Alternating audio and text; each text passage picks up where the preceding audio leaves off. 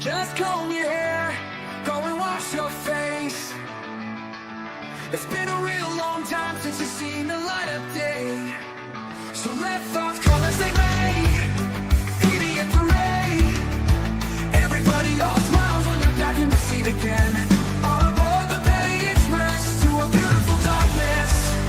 It's full steam ahead to ride the rails to our next destination. Yeah!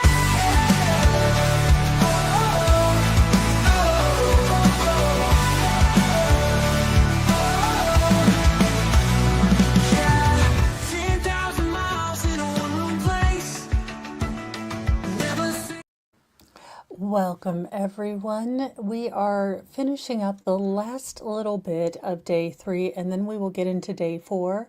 Our next witness is going to be, let me get the banner up. It is going to be Carl Perry. He is going to be a very short witness. He is the grandfather of Ethan Perry. So, you know, the alleged great-great-grandfather of Evelyn. And he was one of the people that had gotten Evelyn birthday gifts, wanted to give them. I believe his wife, Sherry, was, you know, dealing with hospice at that time. So again, Megan, like Hurricane Megan, just has all of the victims. So we are going to get his testimony going.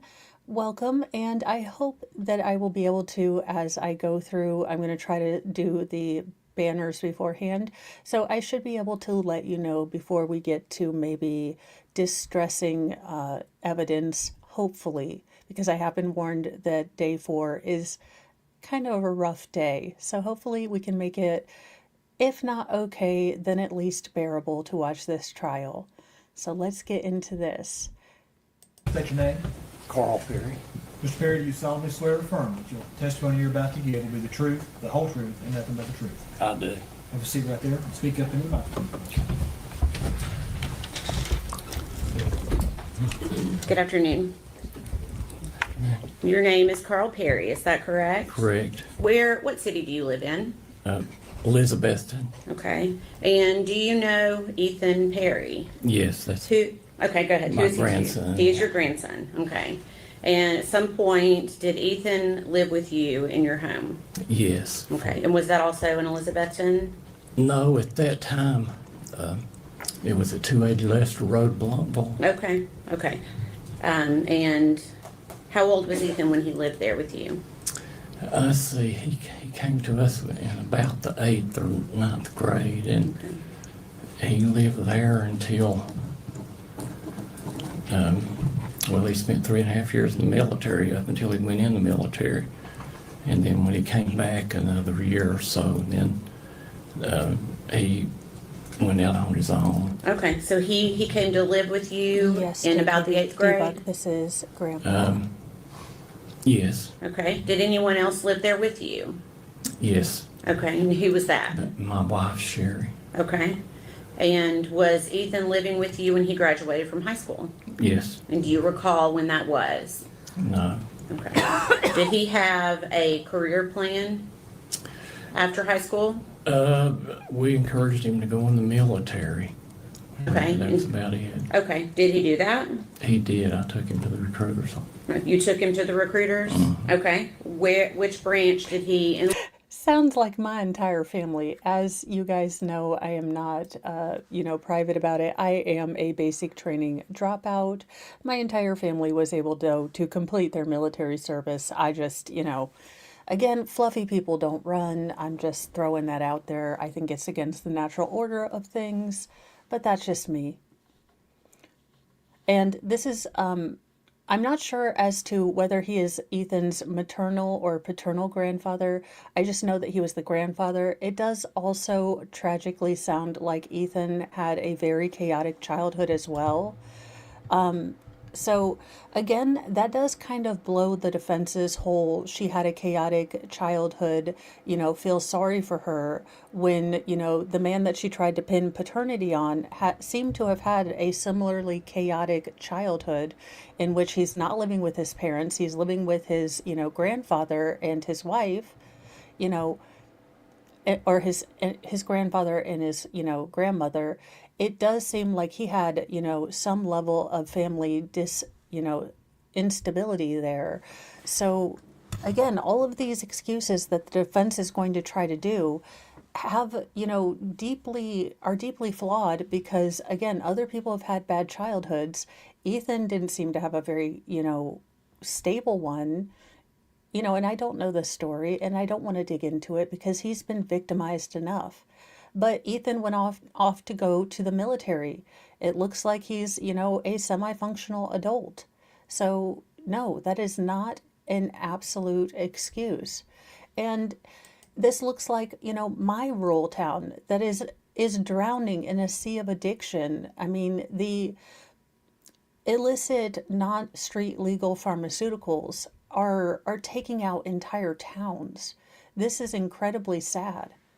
I mean, you've got grandparents raising toddlers now because entire generations are lost. It's just incredibly tragic, and I wish I had all the answers to fix it, but I don't. But I know we need to stare the problem in the face and start taking care of it. Enlist in? In the Army. Okay. And how long after he graduated from high school did he then go into the Army? Pretty immediately. Okay. He had a buddy, and that was their plans, and Okay. running. Okay. And do you know where he went for basic training? Yes, Fort Benning, Georgia. Okay. And welcome. And was Ethan still in the Army in 2019? Yes, Okay. Do you know where he was stationed at that time? yes, Where was he stationed? Fort Polk, Louisiana. Okay. And do you know what type of housing he was in there? I don't. I know he stayed in the barracks with the rest of the guys. That's about all. Okay. Did Yeah, a place you Ethan can't take a come to toddler. visit during the holidays that year of 2019? 2019. The Christmas holidays? Yes, Christmas. Okay. It seems like they come in. Okay. And do you remember how long he got on leave from the Army to stay? I don't. It seemed like it might have been a week or 10 days or something. I don't know.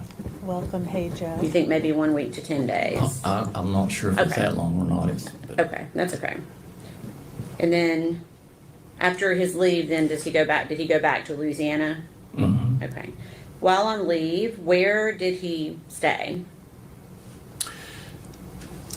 He had a buddy that went in with, and I think they'd planned their leaves together. Mm-hmm. And I think he might have stayed a day or two with his buddy. Okay. And I can't.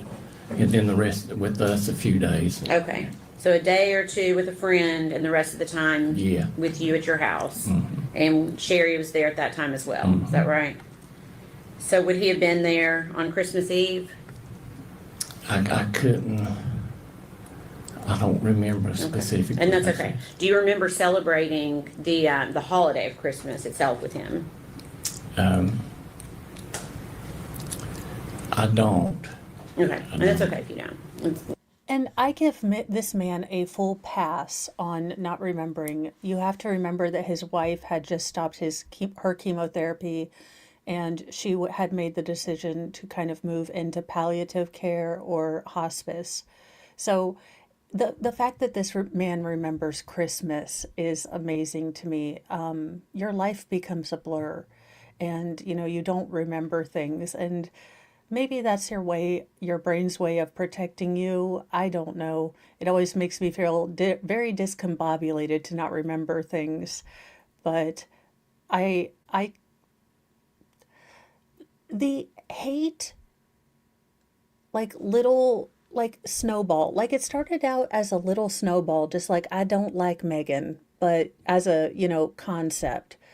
But to hear that she robbed a woman who desperately thought that she wanted to see her great-great-granddaughter before she passed, that she dangled that when she already knew Evelyn was gone, for this woman who is passing away, who wanted to do nothing but, see this baby and spread some, just spread some great grandma love on her, maybe just even hold her.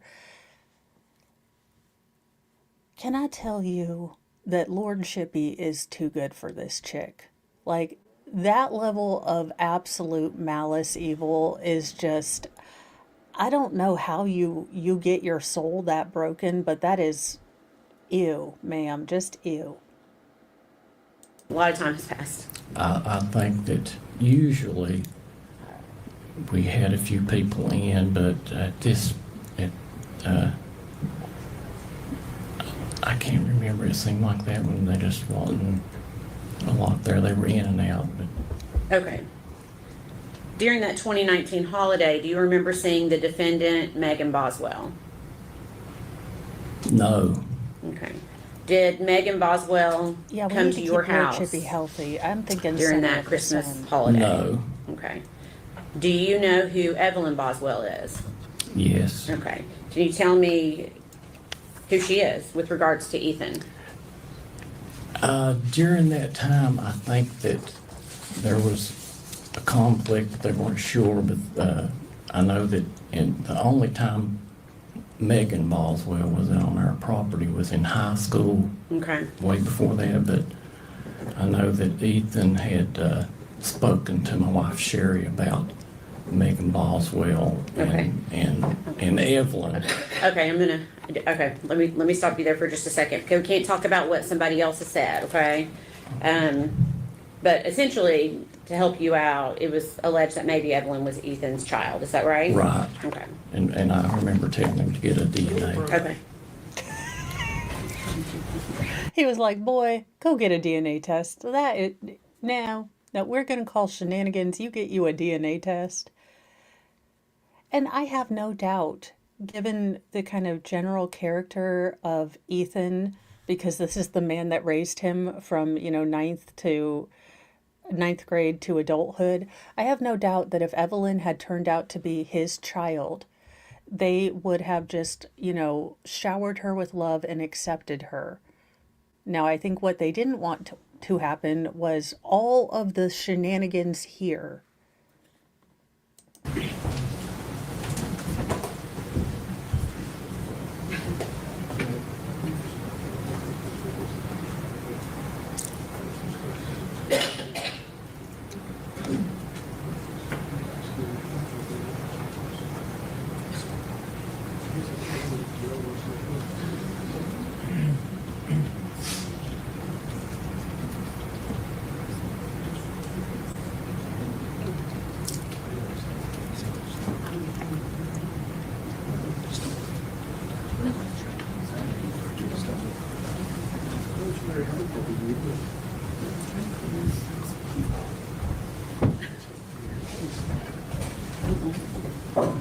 Okay, Go ahead, John. okay. And did you know that Evelyn was Megan's daughter? Yes. Okay. Did Evelyn ever visit your house? No. Did Evelyn ever visit your house or the holidays of 2019? Never. I was going to say I never seen Evelyn. Okay. Did you ever babysit Evelyn? Absolutely not. Did Evelyn ever spend the night at your house? Absolutely not. Did your wife Sherry, to your knowledge, ever babysit Evelyn? Never. Okay. She'd never seen. Okay. Ah, Megan. Have you had? Megan, I thought the baby was with Ethan's, grandparents and then Ethan's grandma and then, Ethan. Huh. And these are very subtle eye daggers. He's not even going to look at her, not even going to dignify her with a look. But if she should happen to peep on over from her, green sort of, hair curtain, she would see him with one of them looks. And this is a classic. I am done with you. This has to be terrifying for Megan because her mask is getting exposed. She thought that she could, again, use little Evelyn for whenever she needed it. And then, oh, poof, Evelyn's gone, but I'm impregnated by, Chicken Shack man. Then, I have another little doll baby I can have around and grift on things. It's disgusting. In my opinion, I'm not a doctorologist. But the biggest worry for people like that is people who are done, people who will set boundaries. And unfortunately, with people like this, you have to set boundaries to protect yourself. You have to be willing to cut off all contact, however painful that is, because until that person is ready to change, there will never be a boundary they won't cross if you don't stop them. Have you ever met Evelyn? No, Okay. never. Okay. We, you know, if I, Okay. we watch the news at night, and that's how we learn to love this. Okay, I'm sorry. Sure. Yeah. So you'll just, yes, just try to answer the question I asked you, okay? I am loving Grandpa excited utterance. The defense is losing their ever-loving mind.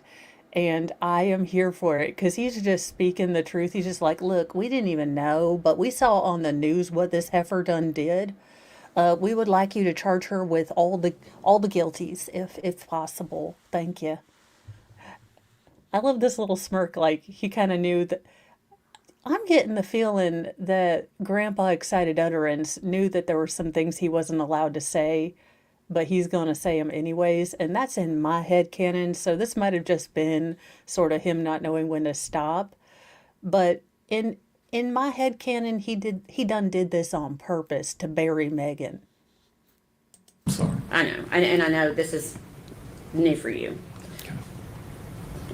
Were you there? Were you present the day that Ethan left to go back to Louisiana? No.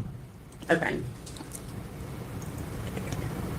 And do you remember when you first learned that Evelyn Boswell had been reported as a missing child? Yes. And how did you find this out? By watching the news. Okay. Did anybody ever come to your home? Yes. Okay. Who came to your home? After this allegation was made. Well, no, who came, when you learned Evelyn was missing, did anybody come to your No. home? Okay. No one ever came to ask you any questions about No, Evelyn? not until this allegation was made. Okay. What happened then? Who came to your home? Just reporters from all over Okay. come in. Okay.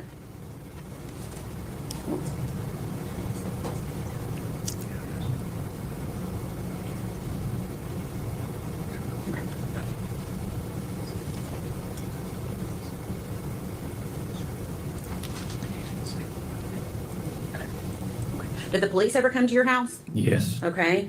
And that's what I'm asking you about. Okay. When did the police come to your house? I really don't. I don't know that date, but they did come. Okay. And were they kind when they came? All right. For the entire state of Tennessee, for Christmas this year, I'm getting y'all all calendars.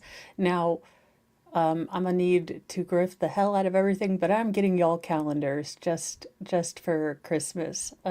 Maybe a goal next year. Remember just one date, and then just. Jim, I am not sure. I think it's later on in the trial. I have not been watching ahead because I fear that I might rage quit if I watch ahead without you guys kind of helping me filter out the madness. I would possibly lose my mind. There were in the first two police officers that came, it was a lady and a man. Is one is late at night and not late. Oh, that's so It's dark. cool. It's dark. Why were they there? Well, I've gotten journals. I deeply envy people that can journal, but I just sit there and look at the page and I'm like, what am I supposed to write? Like I got the kids and no one lost an eye and we got to school. But it's probably supposed to be deeply introspective and about feelings and not a to-do list of what you did, which is probably why I approached it wrong or something. I don't know. they were, as he said, when I let him in, he said, You can't say what he said. oh. You can't say what they said, but why you were they asked me if he there? was kind, and I wanted to tell Why you were what they? They, Okay. Just try to, I'm going to rephrase it a different way, okay? Okay. Why were they at your house that day? they were there for, to see what we knew about Megan. Okay. Not Megan, I'm sorry, Not Evelyn. yet. Were But I they, added- were they looking? So I added another couple of logs to the fire, and of course the cats were like, yeah, it was getting low, servant. we are expecting some ice. I am particularly nervous about they're both good drivers. It's not that they're not good drivers, but no one's a good driver on ice. And so I am vaguely nervous about them getting home from school, but the school system around here is pretty good at sending them home early if there's going to be a whole lot of shenanigans around the time they're supposed to, leave. We're in that weird little stripe that's not supposed to get a whole lot, but, I don't trust nothing nowhere, so who knows? Looking for Evelyn? I'm sure they were, about that. They didn't, once they seen my wife, they, Okay. What do you mean once they saw your wife? her physical condition. Okay. What do you mean by that? Why would that? She had cancer with metastasis to her left arm, Okay. her left scapula, both Okay. lungs, brain, and voice box. Okay. And what did that have to do with the police coming? I think when they glanced at her, they knew that That Evelyn was she not at your house? wasn't a babysitter. Okay. Okay. All right. Please answer any questions the defense has for you. No questions. Y'all, the more I think about it, the more it pisses me off. This woman was probably holding on. I can't imagine the pain that was racking her body. And she was probably holding on to see that sweet baby before she passed. Y'all, I'm going to play this and I'm going to count to 10 because that just hits me so wrong. So incredibly wrong. Just look, I need to protect Lord Chippy. He would die of poisoning if he had to deal with Megan. We need to figure something else. We need to figure something else out. JKD Buck, I am so ticked off. And it's not even about the case. It is just this scenario that is irritated me almost to the point of speechlessness. Just the entitlement, the gall, and the lack of concern about any other flippin' person. Megan, you are gross. I don't care if they find you not guilty, which I really hope they don't. But even if they find you not guilty and you're walking around on the street, you are still going to be a gross person with a broken soul. Just ew. Absolutely. The unmitigated gall. Just insane. Secret. Mr. Perry, thank you for your testimony. You're released from your subpoena, sir, and you're free to go. Sir, may I ask, I thought that since she might have made that allegation that I could, Now, I don't know what allegation he's talking about. I'll have to look deeper into that.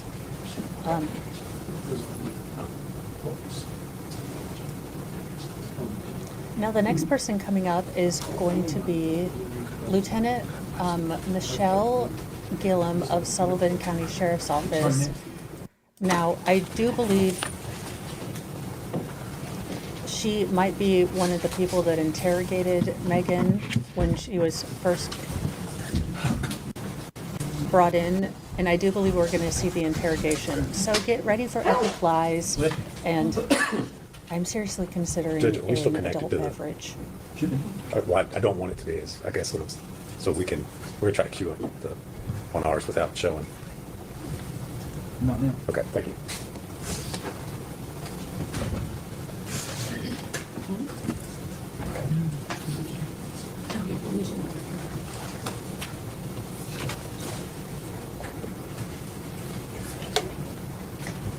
We ready? Yeah. Okay, show me over. I thought I called.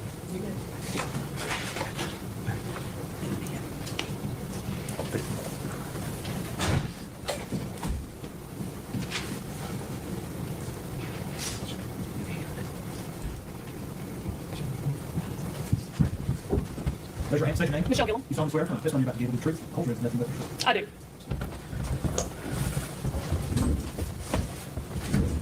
All right, good afternoon. Hello. If you would state your name for the record, please. Michelle Gillum, And where are you employed? the Sullivan County Sheriff's Office. All right. And what is your current assignment there at the sheriff's office? I am a lieutenant over internal affairs. All right.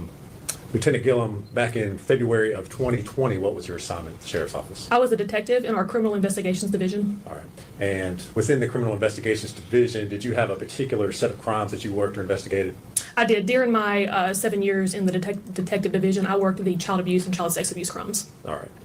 And so on February the 18th of 2020, Absolutely. Thank you for your service, ma'am. If you ever come across this stream on your wanderings through the interwebs, I can't imagine the things you've seen to protect children. And I know that they leave a mark on your soul, and I'm sure this case did too. But thank you for being that first line of defense that, tries to protect these children and has to see things I never want to see.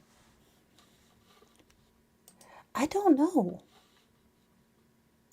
a report came into the Sheriff's Office regarding a missing child by the name of Evelyn Boswell. Were you aware of that call? I was. All right. And were you in the office at the time that that call came in? Yes. Okay. If you would, kind of tell us what you did as an investigator on that particular day. On that day, another detective met response when the call come in, which means that they just went out to the residence to check on the child, to check her well-being, see if she needed any attention, anything like that. And then I met response actually in the office with Megan Boswell. Okay. And the detective that met response, would that have been Tracy Haraz? It was. Okay. And do you all work with the Department of Children's Services when these referrals first come in? Yeah, so when a DCS referral first comes in, the Department of Children's Service investigator is the one who initially gets it and then sends it to law enforcement. And we team up with them and we meet response together, which in that case was Jimmy Lewis and Tracy Haraz. They went to the residence of Megan Boswell to check on Evelyn. Okay. At some point in time, did Detective Haraz and Jimmy Lewis arrive at the Sheriff's Office? They did. After they went to Megan's residence, they came back to the sheriff's office with Megan for her to be interviewed, and then that's when I met up with her. Okay. Now, were you involved? Did you interview Megan initially? No. The initial interview was conducted by Jimmy Lewis and Tracy Haraz for a brief time before I got to the sheriff's office. All right. Then I took over. Okay. Did you discuss with them what was going on in the case? Did you before you went in to talk with Megan, did you all share information? Me and Megan, or me and... You and Detective Haraz? We did briefly, and pretty much all that conversation looked like was that Evelyn is missing. Okay. So I guess when you went in to talk to Megan for the first time, what was your approach to interviewing her? What were you trying to... I didn't have much information, so I just started from the very beginning, as I would with any case, with the basic... If Mo was a cop, I start with a Nerf, a wiffle ball bat, if you will, and then we progress to those really irritating little gel dots that, kids like to put it in those, not real combat weapons. And then we'd go to the worst thing of all, which would be, of course, Legos on the floor with no socks on. That's how I prepare for my interrogations. Of course, that's probably not legal, but we're not in Geneva, are we? Again, reasons I'm not a cop. Basic info of names, addresses, and things like that. All right. And this interview, where was it conducted? In our sheriff's office, the interview room. All right. And is your interview room, is that equipped with audio, video recording devices? It is. And was your interview, in fact, recorded over there? It is. Okay. Did you, as the interview went on, did you have doubts or question what Megan was telling you about Evelyn? Yes. During the interview, just some of the things she was saying, it just wasn't adding up or making sense. Okay. What was your concern, or what was your, I guess, the point of your investigation initially? What were you all trying to To figure out where Evelyn is. Okay. All right. This interview that you had of Ms. Boswell. And again, the state is asking that question because the defense has made clear that their stance is going to be that the state focused in on Megan. They didn't look at any of the other shady people in her life, So when the state clarifies that initially this investigation started as a, uniquely finding Evelyn, it did not start as a, Megan Boswell witch hunt. It started as find Evelyn, and as the case progressed and evolved, well, Megan was right in the middle. It's not like they started out with this, conspiracy that the defense is trying to push forward. Did you have an opportunity to review that interview and watch the recording I did. before coming into court here today? All right. And the recording that you watched, was that a true and accurate copy of your interview that you had with the defendant? It is. All right. Judge, I would move to introduce that. I believe we're Exhibit Welcome 100. to an impromptu and Mo-only edition of Legal Shenanigans Theater. We're looking at an interrogation, guys. So you get a 2-for-1, Petty Express and, well, the one Musketeer for Legal Shenanigans Theater. Impromptu. If I could, Judge, I would ask to play that video at this time. And our detective is looking awesome today. Hair awesome, face fabulous.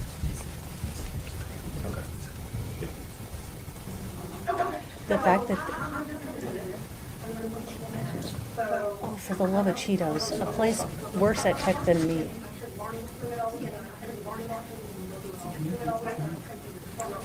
Hold on a second, hold on. Pause it. Hold on. Welcome to the judge walking right, the yeah. people through. And very good point, Slinky. The fact that they did all the searching in Louisiana and Ethan shows that Megan wasn't the only focus. Absolutely. So, I don't really know anything. So, start from the beginning. I'm sure you've already went through it all with Tracy, but just start from the beginning and go through it all. All right, I'm going to try to boost this up. Can y'all hear? Yeah. Okay, well, I'm good. Okay, so baby's Evelyn. Go ahead, pause. We can figure out the She'll phone. do 50 times about 3 minutes. Oh.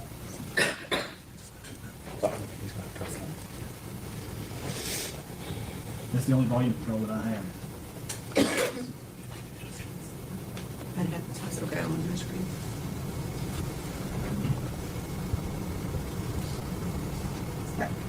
What do you have? Well, I had her and Dad came home from the army. No. When did you give birth? Can y'all hear me now? Oh, okay. 11/21. Anybody can't hear? And, did she come Barely, over to you? barely. Yes, I was foster care. So I had to sign, what do you call it? I don't know if you know. It was like I was placing. Don't know what, there's no master volume switch up that I have, that I know of.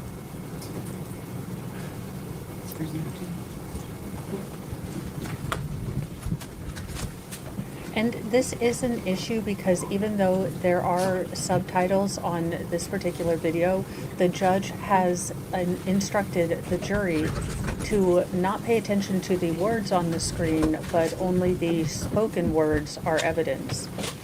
So this is important to get this, you know, to where every one of the jurors can hear it because they can't rely on the closed captions.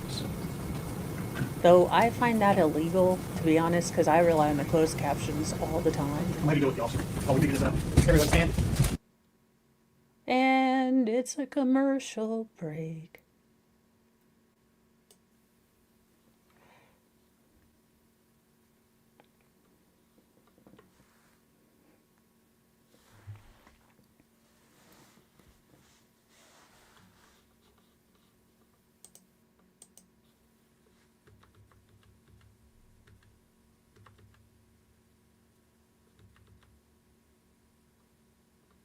Okay, I'm not When did you hearing give you. birth? Oh, okay. 11/21. Okay. And, did she come home with you then? Yes, I was foster care. So I had to sign, what do you call it? I don't know if you know. It was like I was placing her in custody, but so she could be with me. Like nothing happened for her being there. Okay. It was like a custody placement agreement or something like that. Did you live in foster care? I'm going to take off the closed captions. She's a big baby daddy. No, And take- did he live with you? No. Okay, so it was you and your foster parents? Yeah. Okay.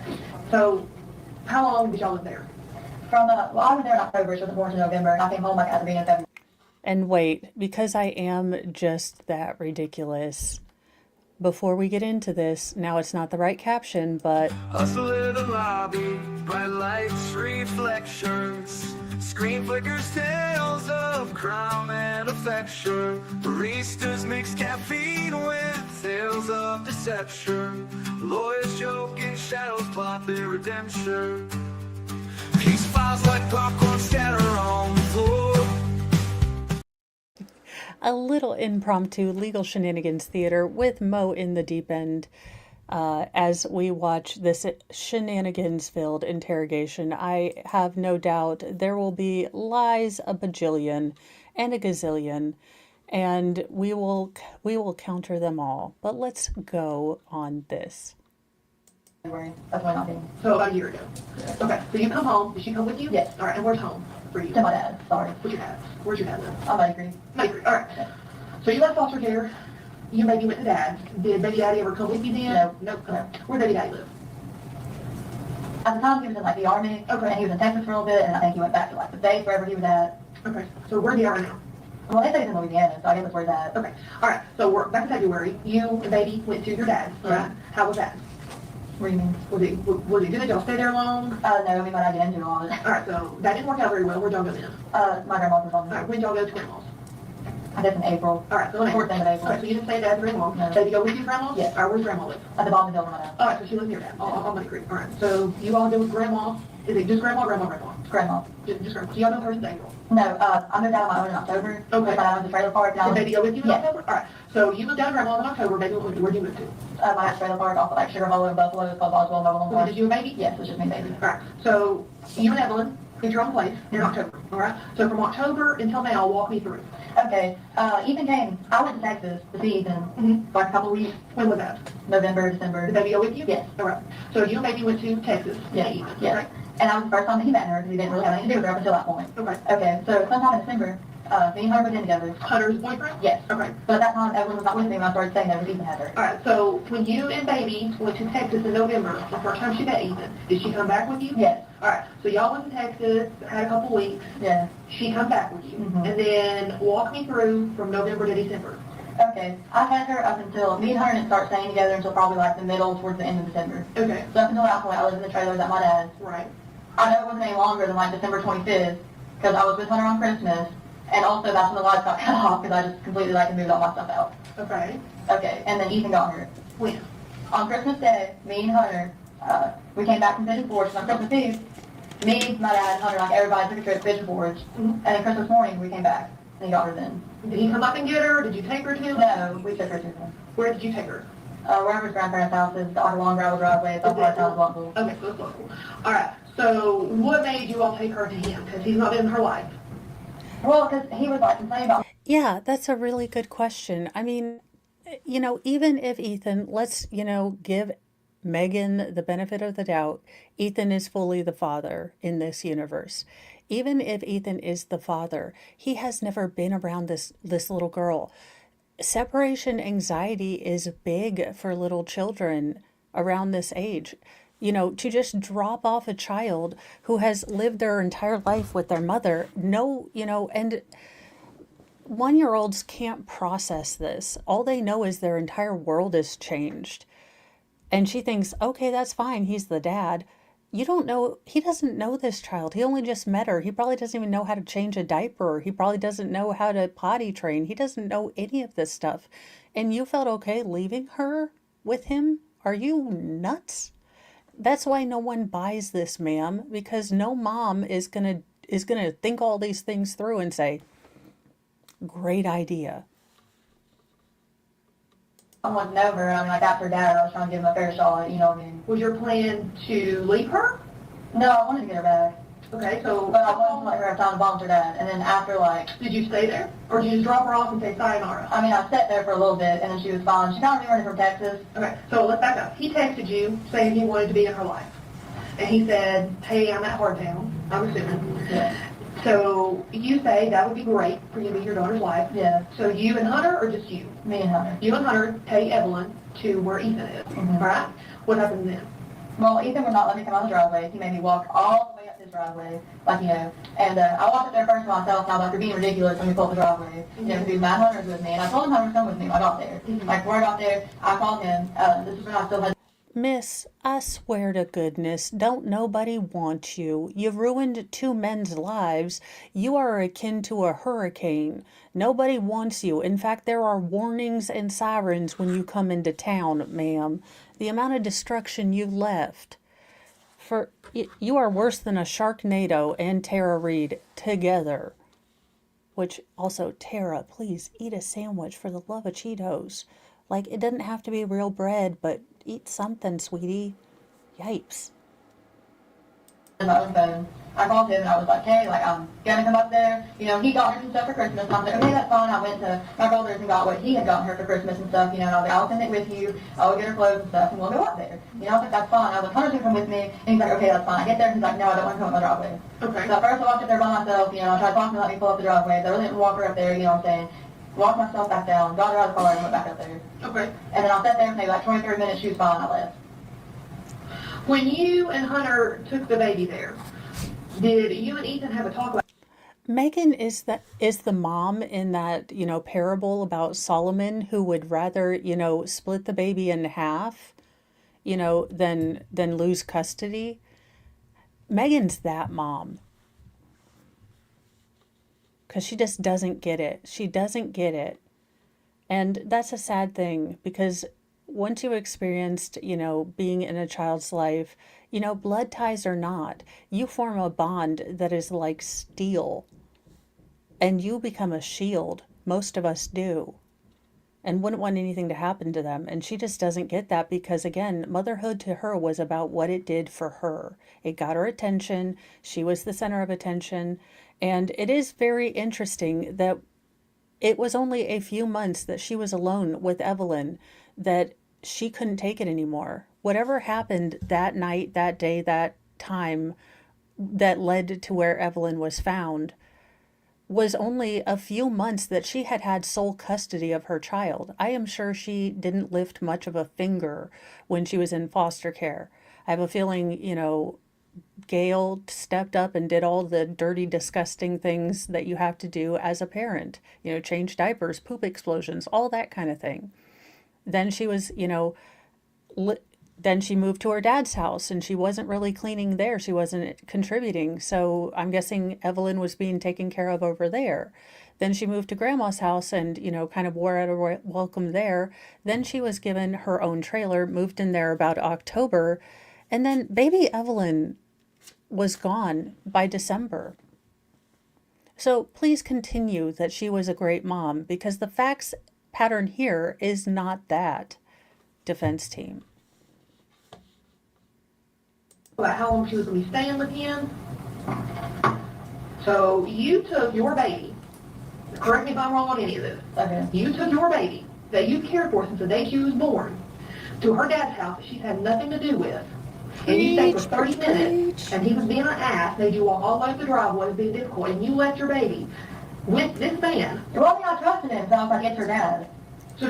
Oh my God, did me and this detective just become best friends? Because the snark that she is not even hiding from the jump, I believe I just found a soulmate.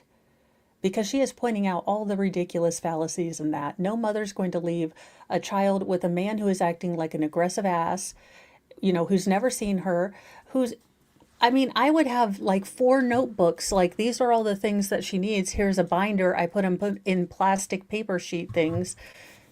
There is no way I would just drop my child off with some rando, even if it is the biological father, because to Evelyn, he's a rando.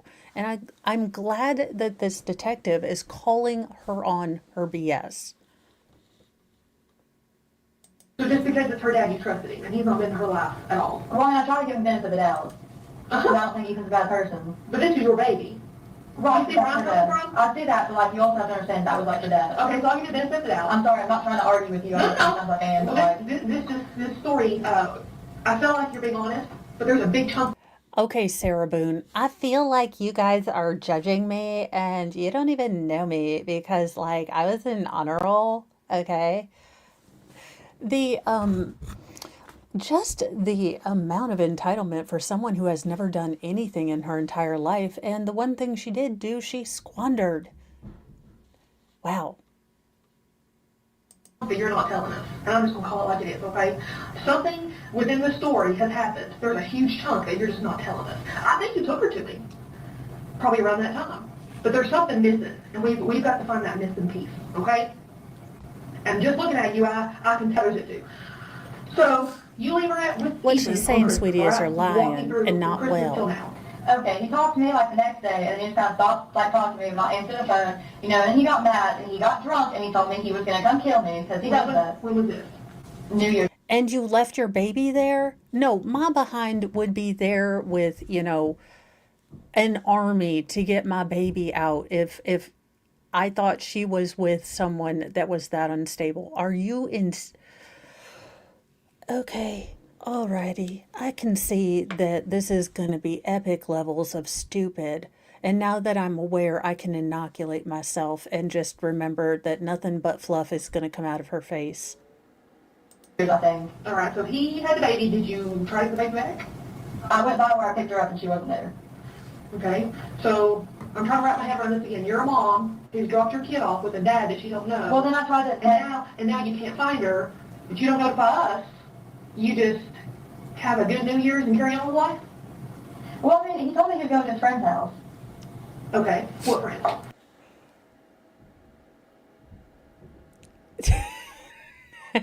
You just have to laugh. You just have to laugh at how absolutely tone deaf Blake Lively cannot read the room. Holy God, shut up. How absolutely dumb she is. Well, he said he was going to go to a friend's house, so like, how could I even find him? I mean, I'm not a detective. I'm not Sherlock Holmes, so I just figured I'd go drink and have fun with Hunter. You know, when the cockroaches take over, I hope they are smarter than us. Uh, I don't know their name, but I kind of know about where they live. So now this man that don't know your child is taking your child to someone's house that you don't even know their name? Well, it was his friend. Like, I understand where you're coming from, but also I was really trying to give him the benefit of the doubt, because he never helped me with everything. How many benefits of the doubt are we going to give him in the story before you start telling me the truth? Because there's two ways this can go, okay? In order to do our job, we got to have your cooperation, and you've got to be honest with us, okay?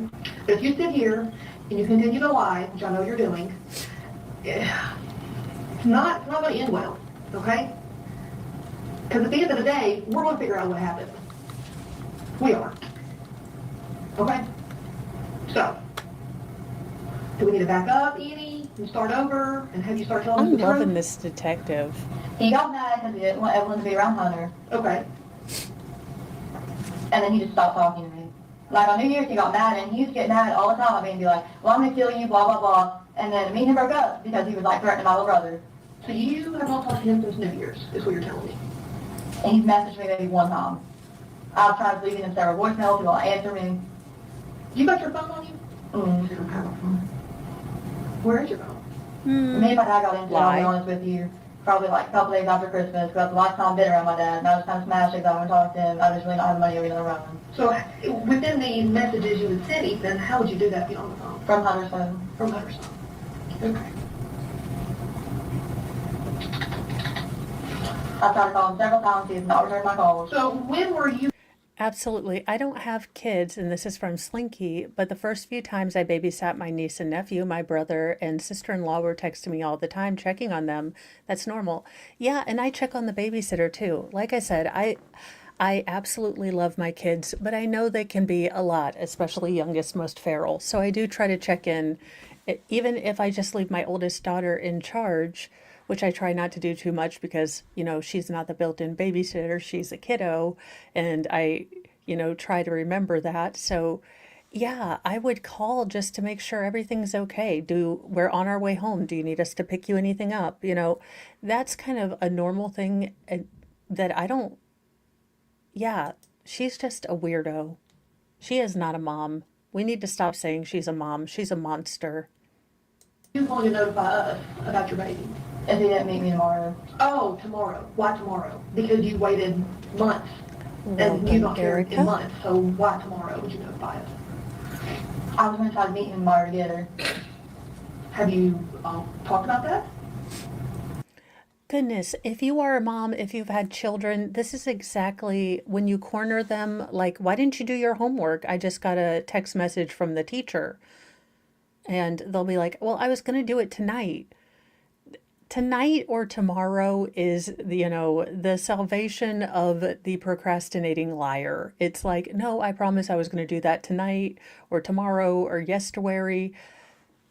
It is very strange because she is trying to hide this like a 12-year-old. It's incredibly strange. Her maturity level is beyond stunted and arrested. He told me he'd give her back to me in about 2 months. Or when me and I broke up. So he told you, and you just picked tomorrow without notifying him of anything. Well, tomorrow would have been 2 months. Oh, what, have you talked to him to verify a date? So then what would you want to notify us of? Because how would he know to meet you? Wait. Because that's what he said, 2 months. So let me get this parenting plan straight if I can, the complexity. She dropped Evelyn off, according to her, at Ethan's house, he wouldn't let her come up the driveway because Hunter was there. So she dropped the baby off to a man who has only seen her for about 4 days in her entire life. Now, according to her, he then, this was Christmas Day, he then threatened to unalive her on New Year's Eve. She attempted to drive past the house she dropped Evelyn off at, couldn't find her, and then figured YOLO. It doesn't really matter that a man is, aggressively, threatening me on text. I'm sure he'll be fine with my 13-month-old daughter. Waits 2 months, because that's when Ethan said he would give her back, and then made no real plans and tells the detective, well, we were supposed to meet tomorrow, and if he didn't meet me, I was going to call you, now, because she's been gone for nearly 3 months. Yeah, sure, that maths. If you squint and look into the sun until your retinas go blind. Where was y'all gonna meet at? Angels are going home. So where do you think your baby is right now? I have no clue. I thought she was with him. Is this your only kid? You ever had a kid before? No, it's my only kid. She got confused with the records and thought that I had 2 kids, but when I was in foster care, I had to place Evelyn in an agreement with Holton Homes so I could keep her with me at the foster care place, because they would not let me keep her any other way. So where do you think she's at? I don't know. You seem totally unfazed by this. That tells me that you know where your baby's at. No, I don't. Megan. Again, I want you as parents to remember a time. It could be a short time. In Walmart, it doesn't have to be super dramatical. But, when you couldn't find your child, for those minutes, for those seconds, it probably felt like you ran a marathon, your heart was racing, your palms were sweaty, mom spaghetti. It's your one shot to find your child. If you have a youngest, most feral child, they are the children that those leashes are made for. No shame in this mom game. Youngest, most feral was on a leash, a little scrunchy leash with a, puppy dog on it, because that child wanted to hide everywhere. And I wanted my heart to continue beating past, tomorrow. But she just doesn't get it. And the detective is pointing this out, and I love it. Because this detective has just enough snark to make us best friends. Because Boosh, for those minutes, it feels like hours, because you are remembering every Law and Order SUV, every true crime you've ever met, all the monsters in your head imagined, and just, it is honestly the darkest place I have ever gone is when my son was missing for 10 minutes, because I was trying to prepare myself for what I might find, and everything was fine, but honest to goodness, I felt like I'd run 2 marathons and done a strongman competition all in those 10 minutes, just with the adrenaline dump that you get when he came up and like, "Hi, Mommy, I was tired. I took naps." Like, you are cute for your safety, because God knew you would test the Jesus in me. I've been doing this a long time. I've talked to a lot of mothers. I've talked to a lot of girls. Okay? What you're telling me very well could be partial truth. But like I said, there's a piece that you're not telling me. We're going to figure out what happened. We always do. Okay? Are you connected in any way? No. I'm going to straight up ask you, did you have anything to do with you not knowing where your daughter's at? I mean, I dropped her off at Ethan's, so I mean, in a way, yes, but as far as like anything else, no.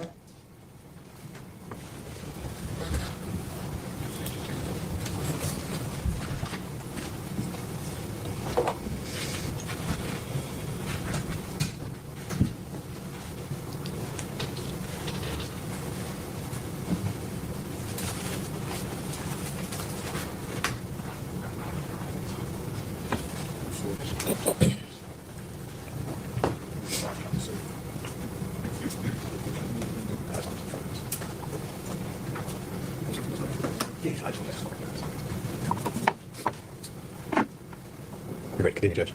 Lieutenant Gillum, in addition to interviewing the defendant on February 18th, 2020, did you continue to work on the investigation into the missing child? Yes. Okay.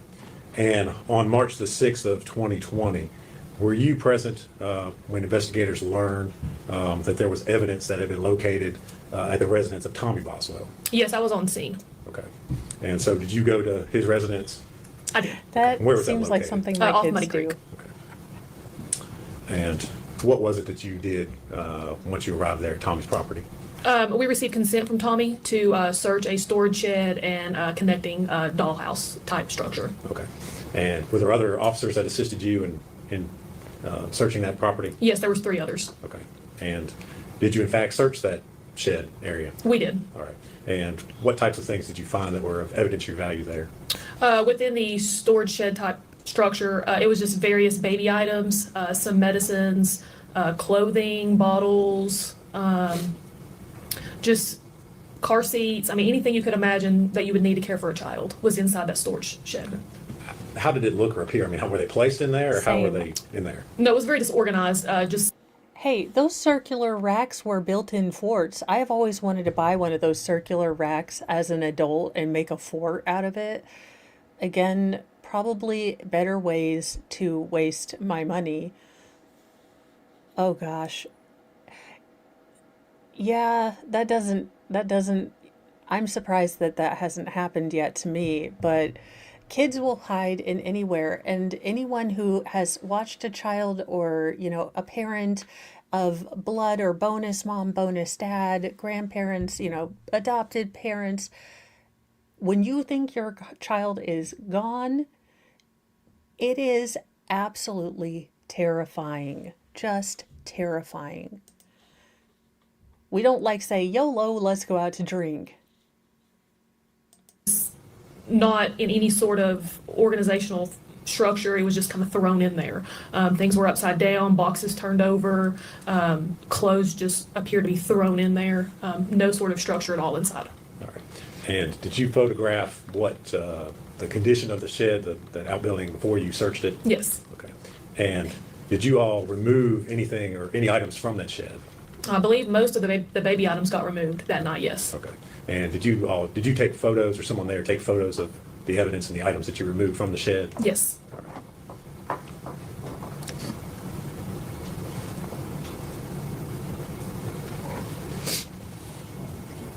Oh no. Ma'am, keep it together. You are a queen. Your face looks glowing. Your hair is awesome. You can do this. Lieutenant Gillum, I'm going to hand you some photographs and ask you if you recognize them. Mr. Scott's still going through some of them, but if you would go ahead and take a look at those. These photos See might if you not can be identify what's been shown. handed to you. This is going to be the storage shed photographs. Okay. I shut down the elementary school when I was in the first grade. The teacher screamed at me, the secretary screamed at me, the principal screamed at me. So the second she left, I hid under a conference table. I would hide if everyone screamed, again. Again. Well, Boosh, you know what? I'm sorry. You're right. You were just a little guy doing what little guys do, which is hide and scare the hell out of adult people. So you are let's see, you are exonerated and pardoned in the book of adults.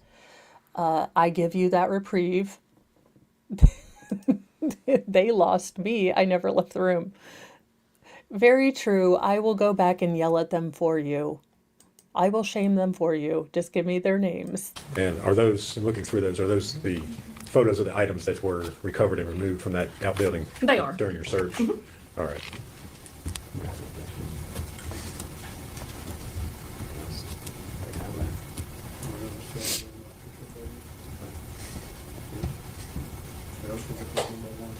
Okay. Okay. All right. I'll do that. Okay. If you would. Okay.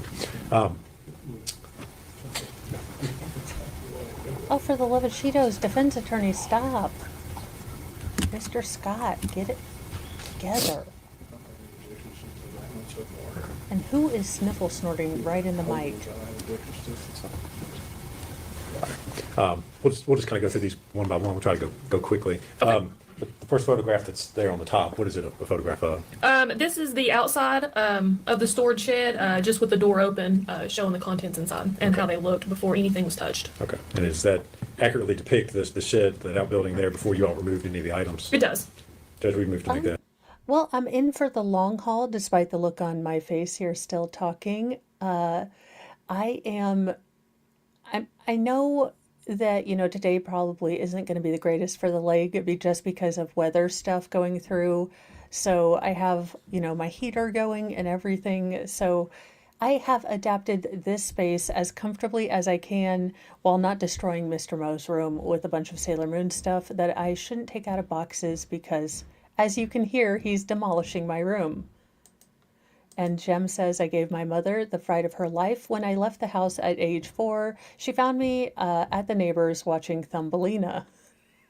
Sounds like something my youngest ferals would do. We had to put chain hotel locks on all the outside doors up high where the boys couldn't get it, because we tried all the, little kid locks and they would get out of the house and scare me to death. So we finally had to put chain locks on all of them. Ooh, I'll have to try those. Thumbelina was pretty good, I recall. At Exhibit 101.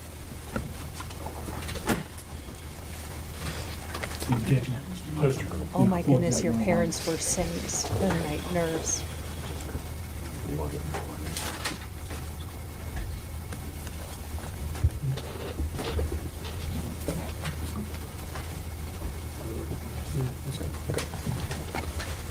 All right, and the next photograph, what is that a photograph of? This is inside the shed. Again, just showing the various items. There's a swing type thing and looks like a bag of clothes and some more baby All items. right, and again, is that a true and accurate photograph of the? It is. Exhibit? Judge, we move to make that Exhibit 102. Exhibit 102. And the next photograph?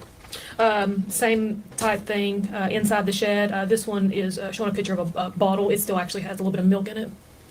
All right, is that a true and accurate photograph? It is. We can make that 103, Judge. Be 103. They put, I bet her bottle, that was the bottle she was using. These people, no shame, no shame. And next photograph? Inside the shed, there's a box. It's got clothing, a ripped bag, a drink that looks like it's half drank. Okay. Is that a true and accurate photograph? It is. We can make that 104. Full 104.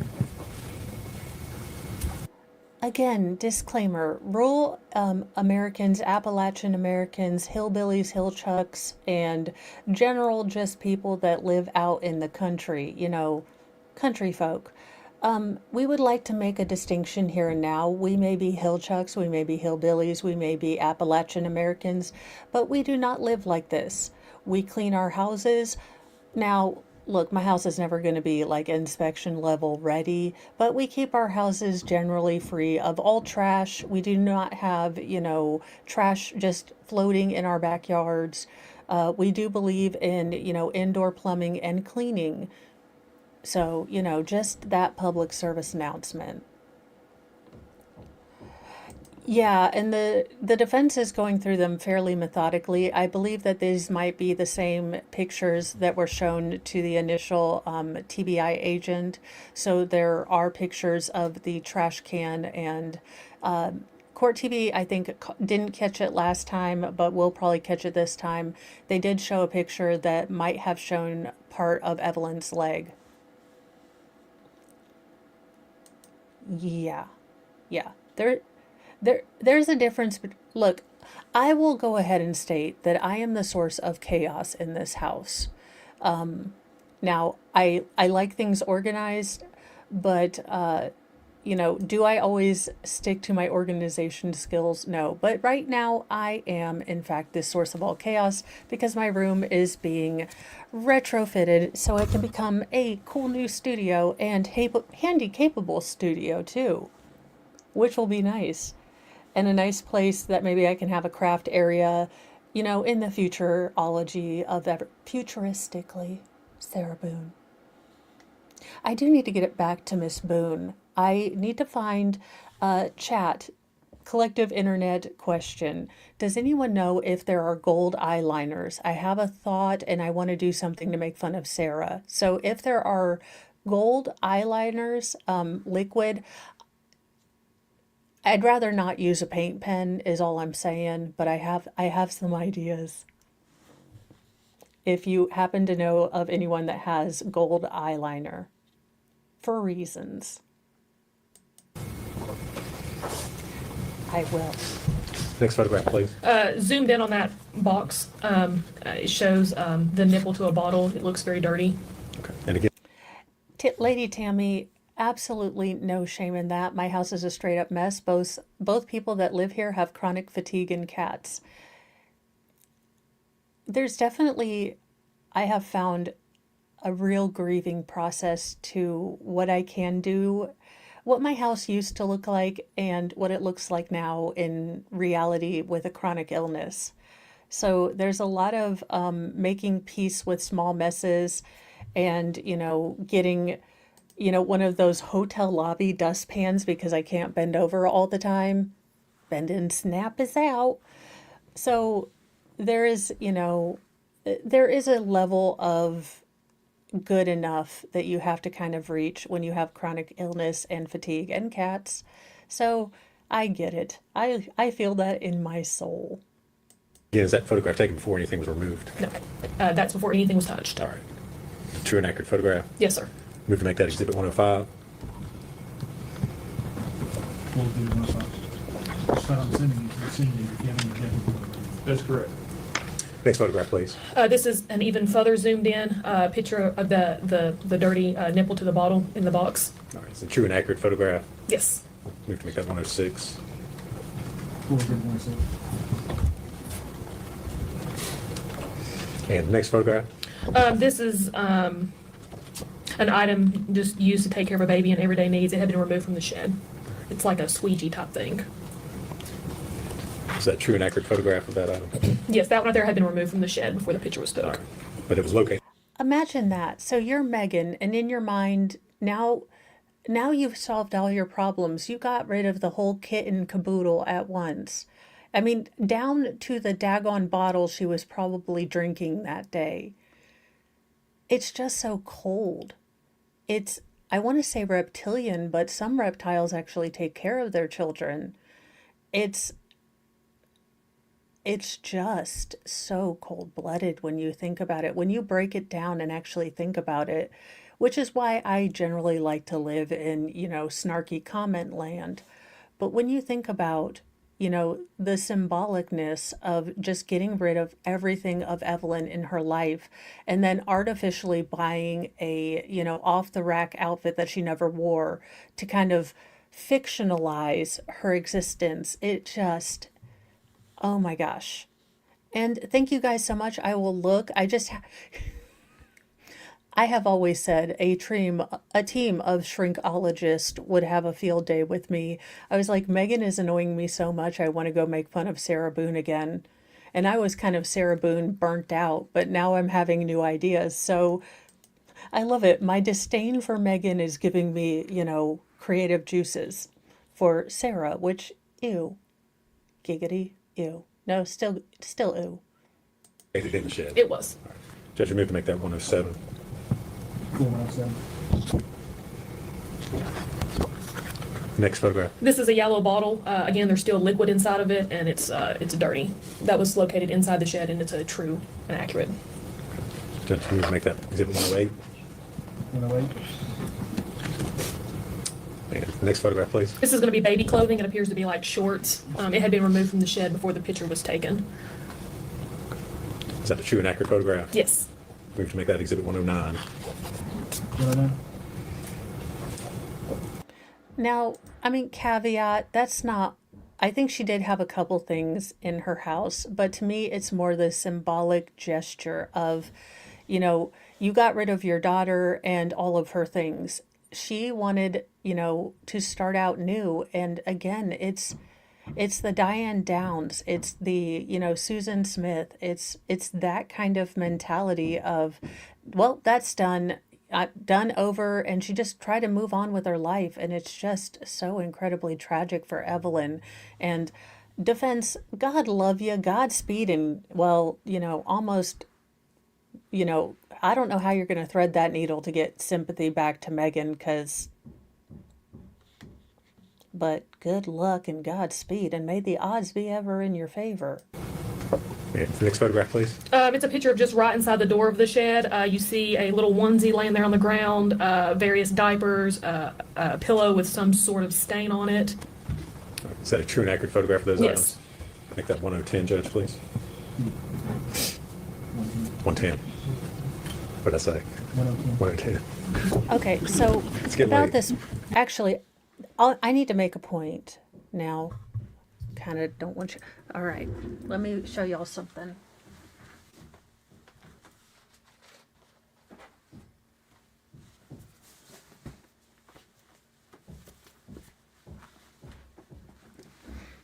Get to see my little. So now I want you to understand why what Megan did with all of her things is so confusing to me. Now, I have pieces and parts to make one of these for every one of subsequent children, but the rate I'm going, that'll happen about the time they hit retirement. But, okay. Each one of these are pieces of the onesies that she wore, and this is a piece of fabric from her baby blanket that I embroidered all over. So I followed the pattern and embroidered. And, you know, maybe it was because she's my first baby that I actually got this done. And, you know, she was my first kid, so I only had one kid. And I didn't get it done until she was 10, so I'm not super mom or anything. I didn't get it done in her first year of life. But those are memories in your heart. I remember with youngest most feral when I had to get, because he's my last baby, and I had to start getting rid of his, you know, onesies. And it was so incredibly hard for me. I mean, because it was a signal that you know, that season of my life is going to be over, and you know, a whole new chapter of my life was opening up, but that chapter closing was incredibly sad to me. I know this mode. I know baby and diaper mode. I know toddler mode. I don't know preteen mode. I don't know, you know, school age mode. There is that sort of grief, and I can understand throwing away diapers. I can understand throwing away, you know, broken toys and things like that. But to throw away onesies and other things like that, maybe everyone has different levels of sentimentality, but that just, I can't square that circle.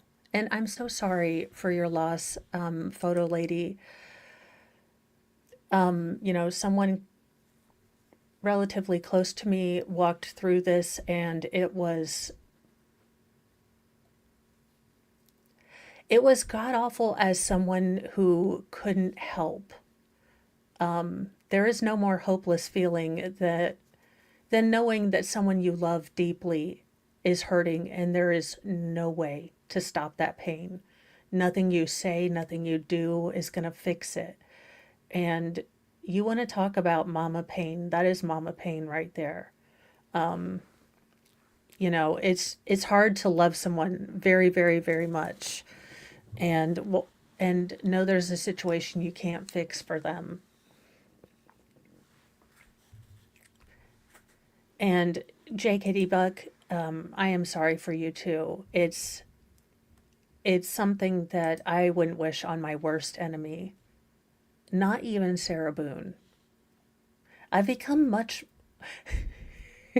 so I admit it, and I will confess, you know, as much as I am a snarky, you know, bazoozle and, you know, witch sometimes, I even feel sorry for Daryl Brooks that he got victimized in his jail cell. Now, while I hope that this will become a learning experience where he understands the pain of victimization, I doubt that that's going to happen, but I don't wish that on even him. Besides, now it makes it so I can't even ask for him to be shock shackled, you know, in public. It would be mean now. This next one's going to be a close-up of the onesie. It shows a stain on the inside where her bow would have went. Is that a true and accurate photograph of It that is. item? We have to make that exhibit 111. 111. Next photograph. This one is of the pillow and a blanket inside the shed, both with various stains on them. Is that a true and accurate photograph of those items? Yes. We have to make that exhibit 112. Full exhibit 112. This next one is just going to be a close-up of the pillow and the blanket that I just described. Is that a true and accurate photograph? It is. We have to make that exhibit 113. Full exhibit 113. Next photo. This one's going to be of a cloth bib, again with various stains on it. That been located inside the shed? Yes, inside the shed. Judge, we move to make that exhibit 114. Full exhibit 114. Next photograph. This is going to be inside the shed as well. It's just showing kind of what all was thrown in there. Looks like a cat carrier, some bibs, cloth bibs, diapers, and I believe that's going to be one of them diaper dispenser things there in the corner. Is that a true and accurate photograph? It is. We move to make that exhibit 115. Full exhibit. Next photograph, please. This is as well going to be inside the shed before anything was touched, and it's just showing various things that was thrown around in there. Looks like this is going to be a smart pump, some more clothes, and diapers. Judge, we move to make that A exhibit smart 116. pump. She was nursing. Full exhibit 116. Next photograph. This is as well going to be inside the shed. There's a picture of a ladder, some more clothes tossed around. Is that a true and accurate photograph? It is. We have to make that 118. 118. I'm sorry, 117. Is it 117? When did you just throw it in 117, there with sorry. all that trash, with all the, animals photograph. in and out? It's going to be a Just- close-up of a dirty sock and like a medicine syringe. And were they located inside the shed They as were, well? yes. They were within the ladder. It Make was that 118, bad. Judge. 118. Next photo. It's going to be a close-up of the medicine syringe that was inside the shed. Is that a true and accurate photo? It is.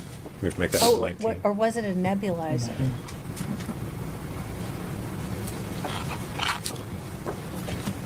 Next photograph, please. These next couple are taken from outside the shed once they had already been removed. And this is a picture of a baby swing, and it's got just a whole bunch of stains on it. All right. Is that a true and accurate photograph of what it looked like? Yes. We have to make that exhibit 120. 120. Now, I may be a judgy McJudgyton, but stains on everything with a new baby, honestly, no judgment here. Babies create stains that not even God himself with OxyClean touched by Jesus could, take off. So there's a difference between, regular life stains and corrotated dirty. So I would have to see the baby swing to give that kind of thing.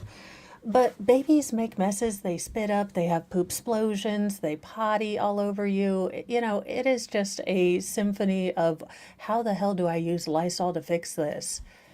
It is.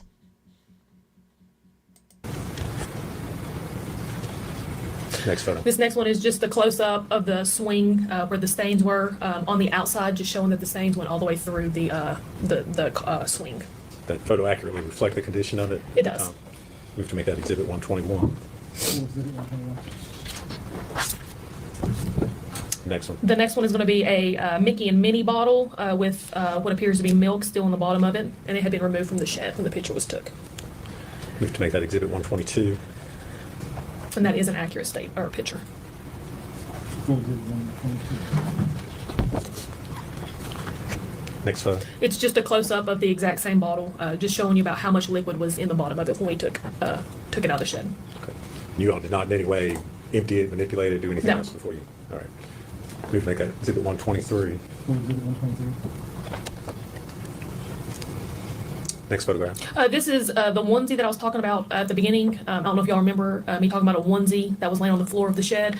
This is going to be a close-up of the onesie once we removed it from the shed. It shows that there's brown stains toward where her butt would have been, and there's yellow, orangish stains toward the collar of the onesie and the sleeve. We have to make that exhibit 124. Full exhibit 124. Next photo, please. And this is just going to be a close-up of the stain where her butt would have been on the onesie, where it's a brownish green. Is that the same onesie that was from? It's the same All right. onesie, yeah. It's just a close-up. We have to make that exhibit 125. Full exhibit. Next photograph. Just various baby toys that was found from inside the shed that we removed. Is it a true and accurate photograph? Yes. Move to make that exhibit 126. Full exhibit 126. Next photo. The next photo is going to be the medicine syringe that we removed from the shed. Move to make that exhibit 127. Full exhibit 127. Next photo. It's going to be a bottle that we removed from the shed, and it's discolored with some sort of brown substance. Is that a true and accurate photograph? It is. Move to make that exhibit 128. Full exhibit 128. Next photo. It's just going to be baby pants that we removed from the shed. Move to make that exhibit 129. Full exhibit 129. Next one. It's going to be the cloth bib. Gotta love it. I've got 4 texts from my daughter. Are you gonna write me a pass? I'm not feeling good. Can you write me a pass? Question mark, are you alive? And it's like, I am sorry, sweetie. I told everyone I was doing a case, but sometimes it's not their fault. They're kids. Again, I don't expect a teenager to, have the perspective that their mom's a real person. And what I mean by that is that when I was a teenager, I didn't think of the bajillion things that my mom had to do and, all the different hats she had to wear during the day. I just saw as, hey, I need this and I'm your kid. I never had that perspective, and you don't until you're a parent. So I get that. So I just was calling her in a pass, and I was thinking, okay, what is the number for the box for the extension code? So that's why I wrote, I'm going in the box, not because I always forget the number for her daggone high school. That I talked about in a prior picture that we removed from the shed. Is that a true and accurate photograph? It is. Move to make that exhibit 130. 130. Next photo. It's going to be a little baby sweater with various brownish, yellowish stains on it. Is that also removed from the shed? It was. Move to make that exhibit 131. Full exhibit 131. Next photo. It's going to be a close-up of the baby clothing. Same item as in the previous. Yes, same item. Move to make that exhibit 132. Full exhibit 132. Next photo. Little baby shorts. It says 6 months old for the size. They're dark blue. And again, were those found in the shed? They all were, yes. Okay. Move to make that exhibit 133. Full exhibit 133. Next photo. It's just going to be the top of a baby bottle. Is that a true and accurate photo? It is. Make that She exhibit is so 134. gross. Full exhibit 134. Next photo. It's going to be a baby suction that we removed from the shed. Move to make that exhibit 135. Full exhibit 135. Next photo, please. A baby blanket that we removed from the shed with yellow stains on it. Is that a true and accurate photograph? It That is. item? Move to make that exhibit 136. 136. Next photo. This is a white trash bag that we removed from inside the shed. It appears to have various blankets inside. Move to make that exhibit 137. Full exhibit 137. Next photo. And I'm not throwing shades. I have moved in trash bags before. I mean, no shame, no game. Do I buy a bunch of 50-cent boxes or a $9 box of Hefties and call it a day? At least for the soft stuff. Again, we have all been there where we're, less than financially mobile and we have to move, and you just do what you have to do. So again, there's not shame in her having less money or her not having the nicest thing. The shame comes from the fact that she treated them with such disregard and grossness, like just ew, yucky, gross, just ugh. It's going to be the contents inside that white trash bag, and it looks like it's going to be a couple blankets and a cloth bib. Okay. And have those items been removed from the bag that they were originally in? Yes, they were removed from the bag. Move to make that exhibit 138. 138. Next photo. It's going to be a child's toy. It's a little pink bear we removed from the shed. We can make that exhibit 139. Full exhibit 139. Next photo. It's going to be baby pants. They're light blue in color. Is that a true and accurate photo of that item? It is. We have to make it exhibit 140. We're gonna move this to 1.25 because it looks like she's Next kind photo. of It's the going to be a cloth bib procedural that would read. witness, you know, the kind of, we have to get all of these things in and itemized. If she starts talking about in detail these, you know, these items, then we'll slow it back down. But I think she is just doing the procedural stuff right now. And there seems to be a whole hunk of papers, so. We removed from the Let's shed with various see. stains on it as well. We can make that exhibit 141. Full exhibit 140. Next photo, please. It's going to be a red blanket we removed from the shed. We have to make that exhibit 142. Grandma is there with the stickers and she is on top of it. Oh, she's got a sweet smile for, you know, Next photo. bailiff get Oh, along. that's it. Okay.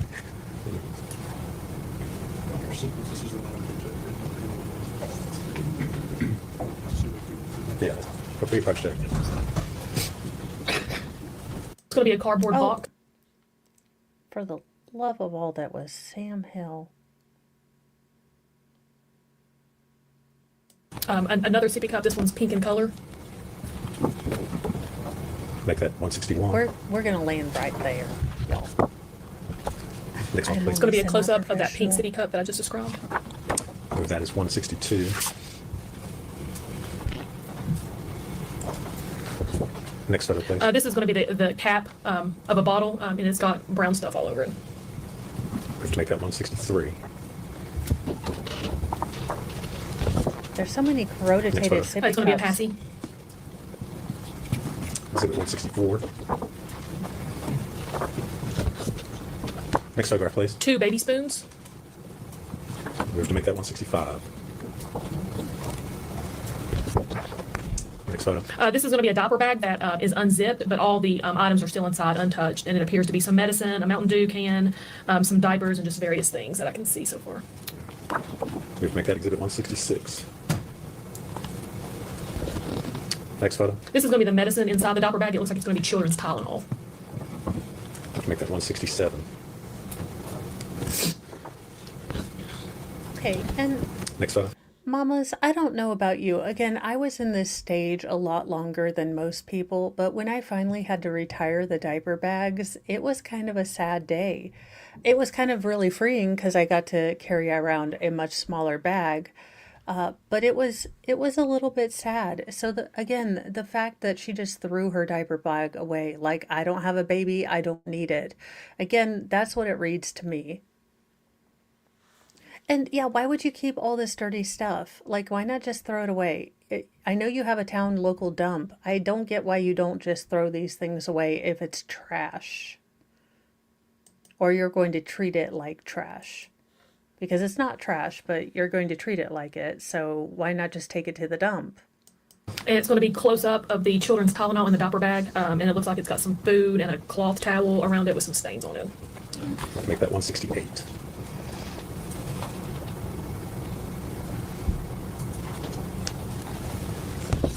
Next photo. This is going to be another picture of the inside of the diaper bag showing the same thing, the Mountain Dew can with the cloth towel. We have to make that There's a 169. mountain.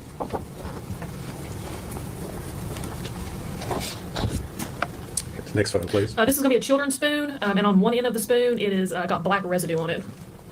We have to make that number 170. Next photo. Mac and cheese baby food. Move that as exhibit 171. Next photo, please. This is going to be some sort of tissue paper with brownish red stains on it. Move that as exhibit 172.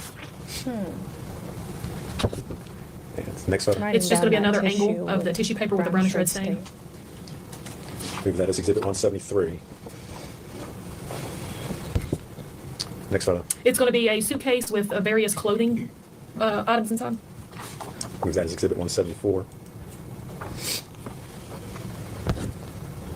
Next photo. It's going to be a red wagon, and inside the wagon there's a baby doll, some baby shampoo, wipes, and a Megan, may you be buried in that sweater so that both of the horrors that you inflict upon me can be released into the universe. Suction. Move to make that Exhibit 175.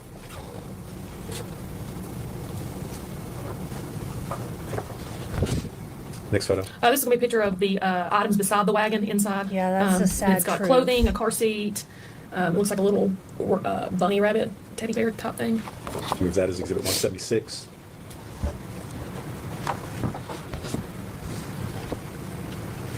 Next photo. This is going to be inside of another diaper bag, and it's stained with brownish, reddish type substance. Move that as Exhibit 177.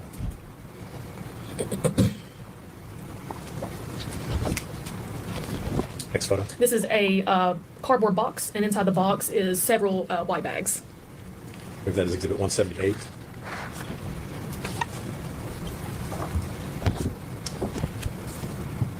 Next photo. And this is going to be a big black trash bag, and inside of it is clothing, toys, all things for a baby. Move that as Exhibit 179.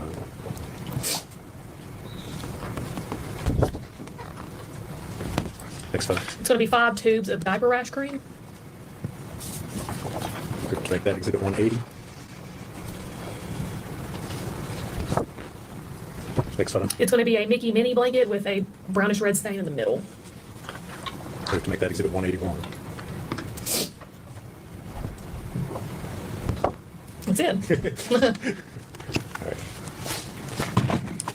Judge, I think they've all been admitted at this point. I would move to publish them to the jury.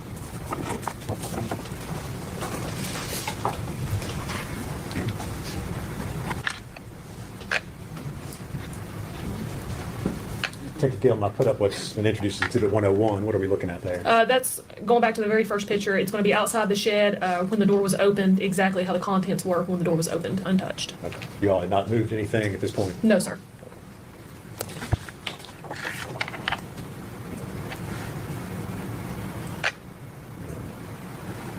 (102). Contents inside the shed. I believe that's a swing type thing and some various clothing items.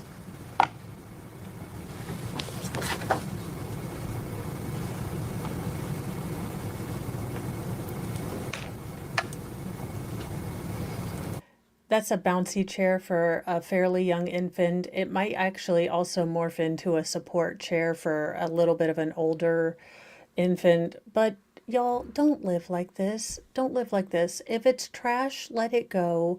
Try not to buy so many things. One thing comes in, one thing goes out. And I do not practice any of what I preach other than taking trash out. No trash, none, no. 103. That's going to be the contents inside the shed. There you can see a Mickey and Minnie bottle with some liquid still inside. 104. And that's going to be a cardboard box with clothes and a bag on top. 105. That's just going to be a close-up of that cardboard box, and it's kind of showing you there the top of a bottle.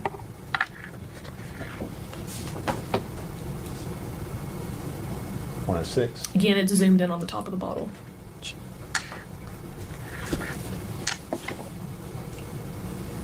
That's going to be... 107, sorry. Sorry. That is an interior to a Dr. Brown bottle. It's not a baby butt whistle. And yes, they do exist. Go look it up on Amazon. I am not joking with you. But you guys also remember how she left that trailer.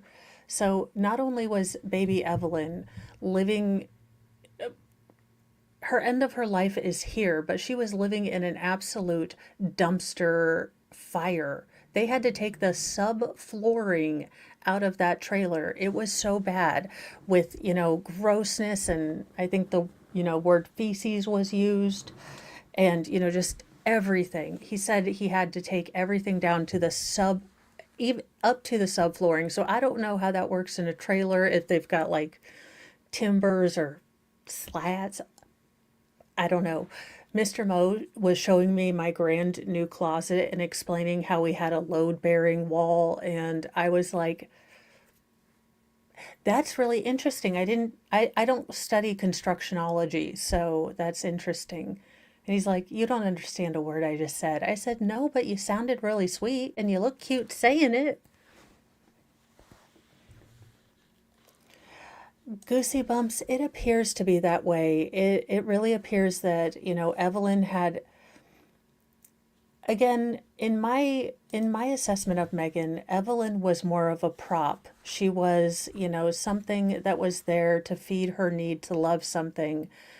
But babies grow out of that, kind of, you can put them down and they stay there, and they don't really have personality. They have, they're kind of malleable and they'll stay where you put them. And then they start growing up and they show their personality and they start saying no and they get into things.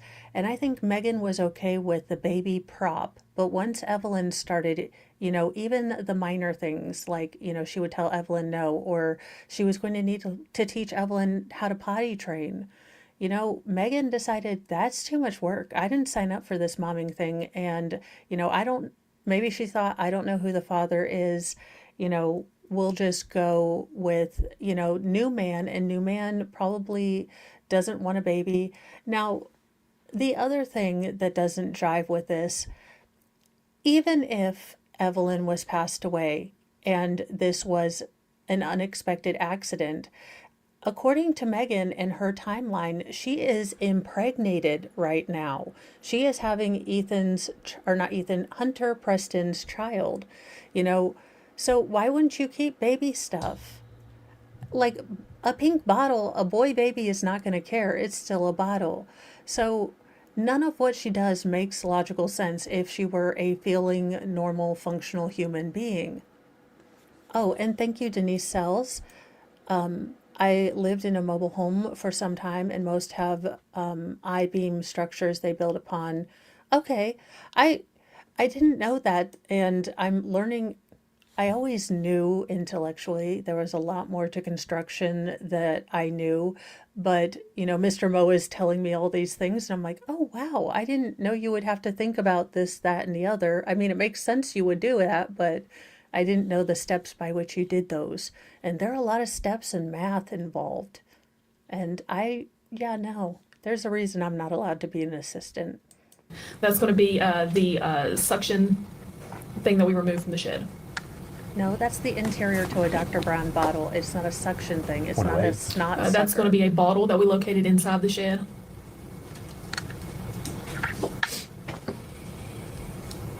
$109. A piece of baby clothing.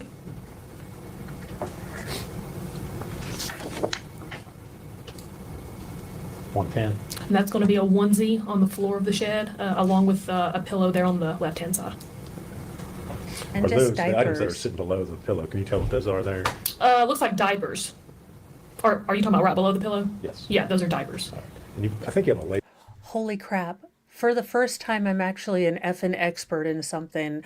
Call me up. I am a momologist. I'm not saying I'm the best momologist. I'm a human, but I can offer my expertise. Laser pointer sitting beside you there on the stand. Looks like Oh, yes. Sorry, if you could, on the screen up And a there, point out moose. where we're talking about. Oh, right here, diapers. All right, And that's going to be the pillow, and then there's the onesie. thank you.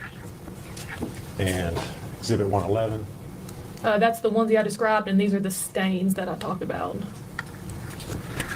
And those are normal poop explosion stains. I'm not too worried about those. Those are in the exact area where a diaper would leak. Now, Megan seems like the type that thinks that, up to 8 pounds means you can let the diaper get up to 8 pounds. 112. It's going to be the pillow with the brownish stain, and then a blanket.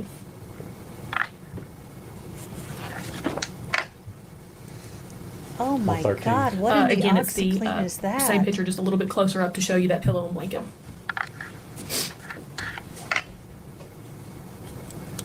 There's 114. going to be a cloth bib right there on the floor. Did you all collect that? Oh, we did. And Maurice's is having 115. a sale. Again, just showing you the contents there on the floor of that shed. And for the items that you collected, did you collect all the items that were identified as, or how did you make decisions as far as what you collected? No, we collected the cloth bib and then this little article of child's clothing. Pretty much anything baby-related went. You said at 116?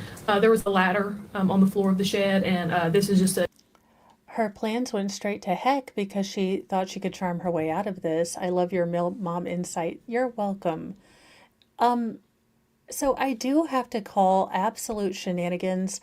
I doubt that Megan ever took this breast pump out of the box. I will say, as a woman who nursed 5 out of her 6 children, this is actually a really good pump.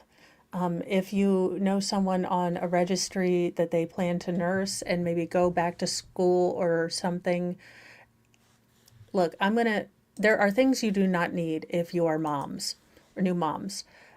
Baby wipe warmers, I think they have, nixed those. You do not need those. You do not need the baby butt whistle. For the love of all that is holy, do not get that. You don't need, fancy things. I'm going to tell you, your child, your baby, your 1-year-old is going to be so much more fascinated if you give them a box of Kleenex for their first birthday than any sparkly toy. He's going to want to play with the box.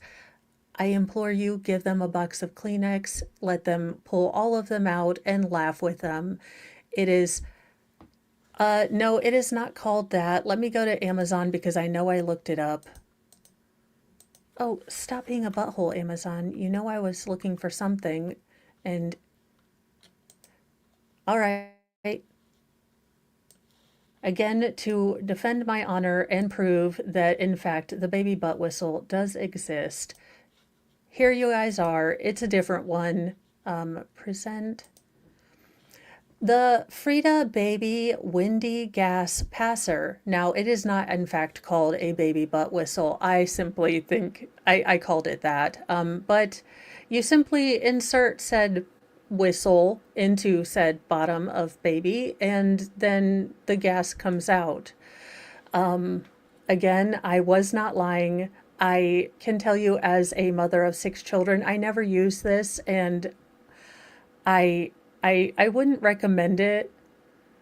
I know, Bobby Baloney, if only people would let me on their marketing teams. Or the butt kazoo. The butt zoo? I don't know, the butt zoo sounds kind of exotic. Like, I'll have one butt zoo, please. I don't know. Back to actual non-shenanigans, so we can actually get through this trial without too many, ridiculous and redonkulous, sidetracks. But as a mom, I can tell you, if you are going to nurse, having a good pump, if there is one thing you can invest in, get a good pump. Ask your friends. Ask your mom friends. Look, if there's anything mom friends like more, it is talking about weird bodily functions to the point of impropriety. You get a bunch of pregnant women together, it is nothing but talking about what is your body doing and why. And yeah, so they're not going to be shy. If you have questions, if you are a new mom or going to be a new mom or know someone that is, and you have questions, I'll try to answer them. I'm just human. Every day I wake up and I hope I'm a better mom than I was yesterday, but I still yell, I still get frustrated, and I still put myself in timeout. So,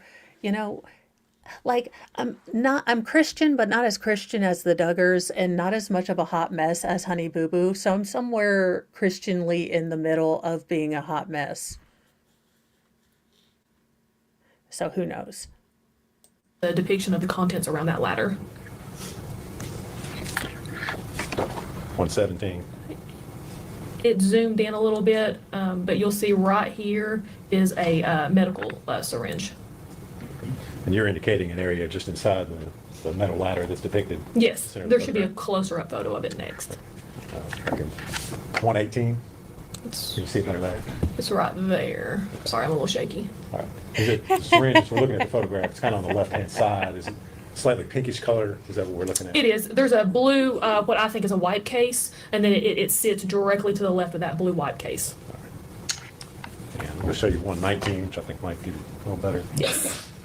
Right there. Is that a close-up image of that syringe? It is. Exhibit 120. That's going to be the child swing that was taken from inside the shed. Okay, see, that's not too bad. Again, stains right around here and right around here. Again, prime for butt explosions. And, you know, if you use the chair to try to start those first little, you know, introductions of food, you're going to get sweet potatoes and peas and everything. So honestly, this is kind of normal. I'm no shame. Swing that was taken from inside the shed. 121. And then this is what I was talking about, if you recall, where I said it shows the stain went through the entire swing. You can see right there what I'm talking about. All right, so we're looking at the bottom. We're looking at the photograph. That's the bottom, the base of the. Yes. Okay. Now, I mean, it happens. Exhibit 122. It's going to be a Mickey Minnie bottle. Did there appear to be any sort of substance inside the bottle? There Oh, appears to be some and Jill, milky, I hope you have a whitish good looking liquid healing just breast shy of the and bottom of the cup. sweet dreams. Exhibit 123. That depicts a little bit better where the liquid is inside the cup. Exhibit 124. This is going to be the onesie that was on the floor of the shed. I see a stain on the cuff there of the arm, the collar up here, and then of course right toward the bottom. And looking at that same item, I believe, Exhibit 125. Yes, that's going to be a close-up of the stain. Okay, no, that is never mind. I revoke my absolution. When your child does have a poop explosion, you put that in the wash machine, you spray it with spray and wash. You don't just throw it in the shed. What is going on here? Why? Like, oh, well, I guess this outfit's ruined. No, it's called a wash machine. It's called OxyClean. It's called, you know, spray and wash. It's called soap. What is wrong with this woman? I mean, not that I'm ever going to find an answer because I can't even figure out a Rubik's Cube, but there you go. And is that, yeah, you lifted the flap there on the bottom of the outfit. Is that what we're looking at? Yes, that's exactly what it is. Exhibit 126. Just various baby toys. Number 127. They got the moose, you guys. They took the moose. That moose is not a baby toy. That looks like a 7-year-old toy.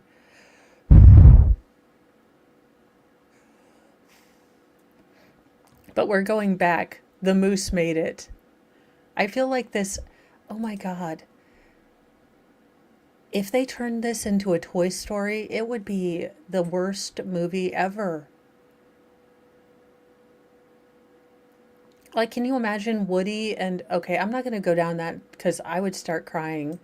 I started crying when all the toys nearly got incinerated and then, you know, Andy went to college but gave his toys to Bonnie. And yes, I know all the characters in, you know, Toy Story because I have smallish humans. Sorry, Bobby Baloney, if my active imagination inflicts this on me, I am honor bound to inflict it upon the world. At least I think that's the rule.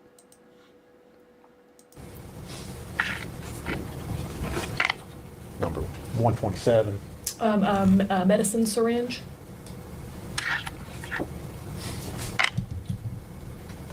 128. A bottle. A bottle of botulism. 129. Child pants. 130. A cloth bib. And again, all these items you all found inside the shed. Is that correct? Every item, yes, was taken from inside the shed. Number 131. Another article of baby clothing, and then there's a stain. I believe it's right there. Let me show you Okay, then why not 132 lay it so you get flat? a little better view. Yes, Is that- that's the that's exact same? same article of clothing where the stain is right there. Exhibit 133. So, I figured out why she bought a new outfit. I have pieced it together. She didn't wash clothes. She just bought Evelyn new stuff. So if Evelyn got, and had an accident or anything, she just bought her a new pair of clothes because she didn't want to wash them. I mean, that's what I'm gathering here.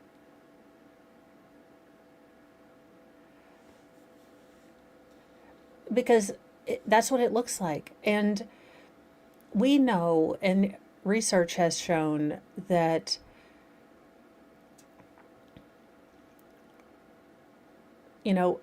toilet training accidents are the leading cause of, unfortunately, fatal CA on children. We know that it is a big trigger point, that children that, are dealing with CA in their home tend to have accidents, and the accidents tend to trigger the parents, and it's a vicious cycle. So the story that's building in my mind is Megan is already frustrated. Look, Hunter doesn't seem to be that into her. She's having to, meet him out there. He's not, pursuing her. And maybe they've done the deed at this point. And, but he's not calling back. He's not really interested. And she can sense this. And so she'll casually ask him, well, why aren't you so interested in me? And maybe he offhandedly says, look, I don't want a woman with children. So the seed is planted. Again, this is all speculation for me. Now, she's already the type of mom who, let's say, wants a child, but not the work. And maybe, realizing as soon as she's on her own in October in her own, trailer all by herself, that raising a child is much harder than it seemed when you were surrounded by family and could pawn that baby off, on relatives. And maybe Evelyn was having, a bad day. Well, maybe she seemed to constantly hit up people in her life for things for Evelyn. So that's where I'm going with this. Maybe Evelyn was having a tummy ache. Maybe she wasn't adjusting well to being around Hunter. Maybe she was feeding her nothing but shack chicken, and she started having a lot of accidents. And again, the defense keeps pointing out that Megan was a pretty good mom up until Evelyn disappeared. But it only takes a minute for a parent or a caregiver to cross the line and for it to be fatal. So I'm guessing maybe Evelyn was having a hard time potty training and Megan lost it. I wish there was a deeper story. I wish that there was some, grand reason, but we are left with probably no answer because Megan's never going to come forward and tell what the truth is. And the horrifying, bleak answer is it only takes a minute to lose your temper and do something horrific. So as a mom of 6, as a human, please, please, please, if you are having a rough time with your kids, put yourself in timeout, make sure they're in a safe area, and give yourself a breather. Stop before something happens. And Pokemon, this is the case of Tennessee versus Megan Boswell. Basically, speed running this, Evelyn Boswell was officially listed as missing in the very tail end of January, about the third week of January. But she had been missing for about 2 months prior to that. Her mother, Megan Boswell, had been making up plenty of stories about where this baby was with the baby's supposed father, who was in basic training in the military, so wasn't there, to her mother having given this baby to, some shadowy benevolent figure that was going to take care of her. Now, the TBI, FBI, and local sheriffs got involved and basically hit roadblock after roadblock because Megan Boswell was kind of like Letitia Stout. She kept coming up with these crazy stories and, kind of lame excuses as to why she never called the cops for the, 2 months prior to that Evelyn had been missing. Well, just as the task force was beginning to wind down 17 days into this, very intense search for baby Evelyn. I mean, it went nationwide pretty much. Megan did interviews, very reminiscent of Susan Smith. And while she was doing that, the TBI was kind of looking to wind down this search, at least to reduce the, task force, because they were not getting anywhere. And honestly, other cases had come up, so they needed some of those resources.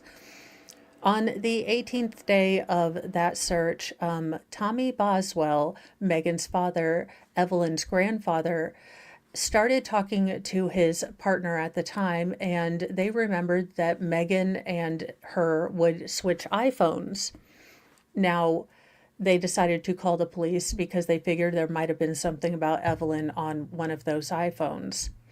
While they were thinking about that, they remembered that a few weeks earlier or sometime earlier, they had seen Megan's car backed up to a shed on their property. So when the cops came to look at the phones, they decided to let them look at this shed. And then there's a little dollhouse cat-a-corner, maybe 10 yards away. And by this time, Megan had confessed that, and this is Megan's story, that baby Evelyn had either been smothered because baby Evelyn and Hunter were sleeping all in the same bed, or that Evelyn had passed away from SIDS. Now, the defense wants to say that Megan was a grieving mother who was very young from a chaotic childhood and simply, gave the baby to Ethan, and that is a just cold-hearted accusation when you get to the rest of this.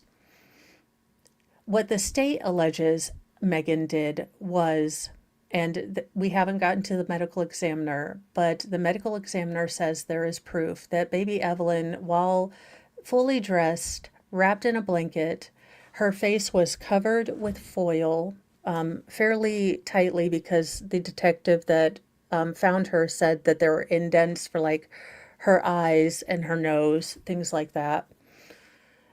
She was placed face down in a trash can while she was still alive, to the point that her neck was tilted back like this. And she passed away because of several factors of asphyxia, positional smothering, and others. This is a dark case. We use dark humor. I go on tangents. We find baby butt whistles, but this is an incredibly dark case. This is an incredibly tragic case, but I feel like, this is a case we're all going to watch anyway. So why don't we watch it together? Give ourselves the, permission to make, slightly inappropriate jokes to keep us all going, and honor Evelyn this way. It's going to be a suck fest some of the time with some of the testimony we're going to have to hear, but we can do it together. And again, everyone here, chatters, lurkers, replay crew, if you have to take breaks, if you have to go watch puppy videos, if you have to, put it off for a whole day or never come back at all, you protect your mental health. This is a rough case. You do what's important to you. A view, a click, a subscribe is never worth it to me if you're going to have a rough day, if you're going to have a hard time, if this is going to be too dark for you. Always, I never want to click if it's going to hurt you. So, while I appreciate you guys watching, I love your likes and subscribes and super chats and all of that jazz, I never want to be a source of pain for you guys. That being said, I did say this was sort of a speed run, so I am going to try to speedy it up. You're welcome, baby Pokemon. shorts. Number 134. The top of a bottle. 135. A baby's suction. Okay, no. Detective, facts not in evidence. Objecture, she is wrong. That is, in fact, as a veteran mom, that is the innards for a Dr. Brown bottle. And let me see if I can prove it, because I just need to be right. I will say I am a know-it-all. I'm not gonna lie. When I am right about something, I'm like, I must prove it.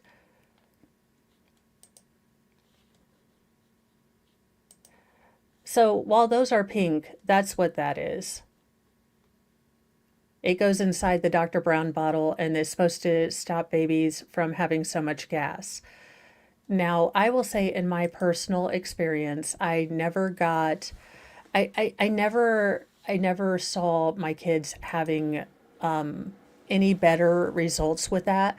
I will tell you, and I think they've discontinued them, but I love these bottles, love them. I mean, I would have married the inventor of them had I found them. Of course, I would have been in a dirty mom bun with spit up all over myself and possibly leaking. So, I don't know that I'd have been such a catch, but I would. The Playtex, with the little packets, you put the liner in. Those were awesome because if you found a corroded one, you just you put it in the trash and let it go with Jesus. And they weren't expensive, but you had a new liner every time. I loved them. I know they were ecological, and I'll deal with it when I meet Saint Al Gore in heaven. 136. A blanket. And these photos that are taken of these individuals. Goosey bumps, you do what you can do. You know what? I've had plenty of days where typing isn't great. In fact, you guys should see my notes. They're just squiggles. Now, luckily, I can read my squiggles, but even for some of them, when I was looking at them last night, I was like, that could be a with. But you hang in there, just hang out. It's nice to have something to focus on other than what you're dealing with. Items, you all removed them from the shed. Is that correct? Yes, that is correct. And took them back over to, it looks like, to the sheriff's office to photograph them. Yes, they were in our evidence. Number 137. That's going to be a white trash bag with various blankets inside. All right. And showing you 138. Is that the same bag of blankets there? That's going to be the contents inside the bag, yes. All right. So you've removed them from the Correct. bag at that point. Number 139. Just a child's toy, little bear. Exhibit 140. Pants. Was it the condition of the pants when you found them? Were they turned inside out like that? Or did you all Yes. manipulate them? Yes. How they each show in the picture is exactly how we found them. Exhibit 141. It's a cloth bib. I don't think they are. Number 142. I've got to be honest with you.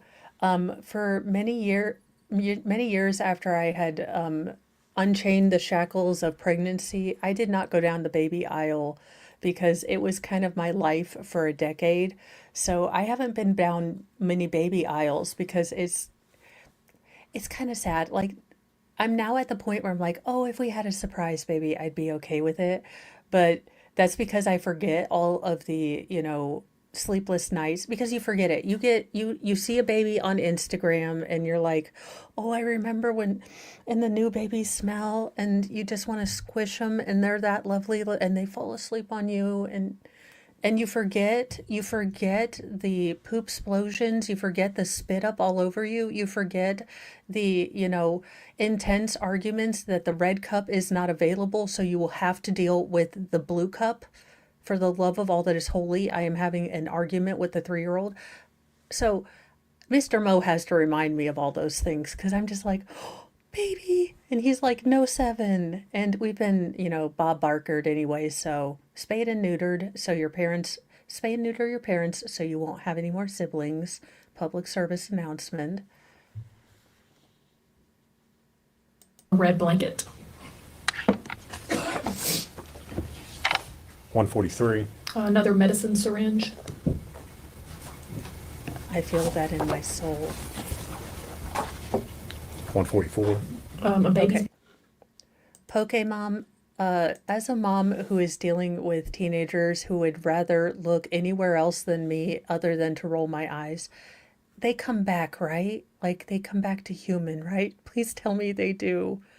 I'm trying to remember what a butthole I was when I was a teenager, and not intentionally. I don't, okay, not always intentionally.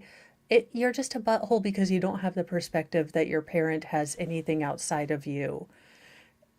So I get it. I get they'll come back, but you know, when your kids just want to roll their eyes at you and do that kind of thing, it's just like they come back, right? I mean, I know I'm human and not the smartest, but they stop pointing that out, right? Bottle. Number 145. Just various articles of clothing. I think there's a blanket, a little toy rattle. And all these items were found together. Yes. And show you 146. That is just going to be a close-up of those items, just a little bit more in detail. You can see what appears to be a sock there. And look at that. It's like she just took a trash bag, took her arm and just, you know, everything that was Evelyn went in a trash bag. No thought, no like, oh, I should keep all the blankets in here. Because again, I have been, you know, financially unmobile enough that I have used trash bags to move, but I always put like blankets together, pillows together, things like that. And again, it just looks like whatever was on the floor, on the table, just shove it into a trash bag. And I could do that with all the things that my children inevitably leave on my table. But all of my kids' stuff, no. With some stains on it, like a little bow headband try. there. Just a close-up. All right. Exhibit 147. Various bottles and their lids. I am vindicated. That is not a sucker. 148. A Mickey mini sweatshirt for a baby. Number 149. Looks like a type of a measuring cup for some sort of medicine liquid. 150. It's going to be a onesie. Wait, I went in big on this. Wait, that onesie had a 151. stain on That it. is That going was to be the weird. pillow from inside the shed once it was removed.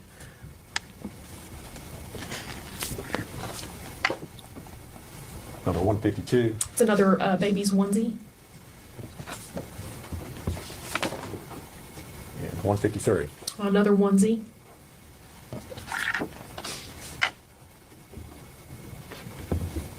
$154.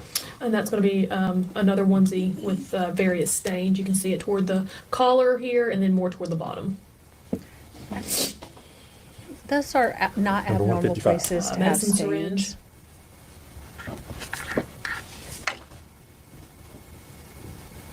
$156. Another onesie. Appears to still be on a hanger. Is that correct? Yes, yes.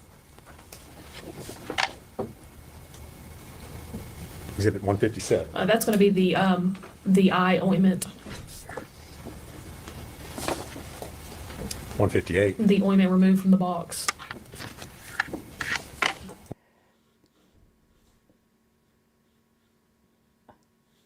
What in the?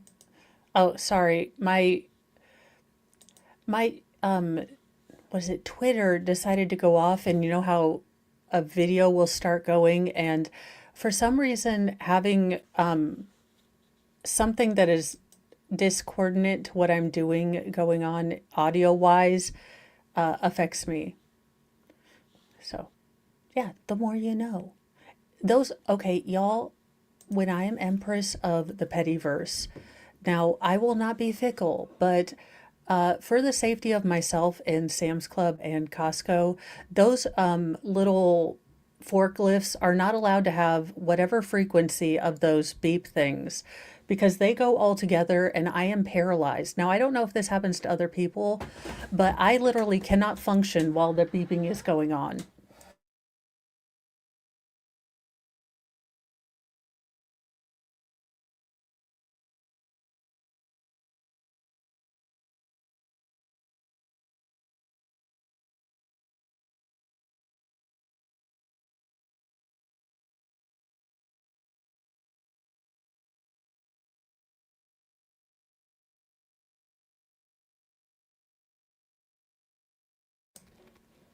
Mr. Mo's like, do you know where the remote is to your monitor?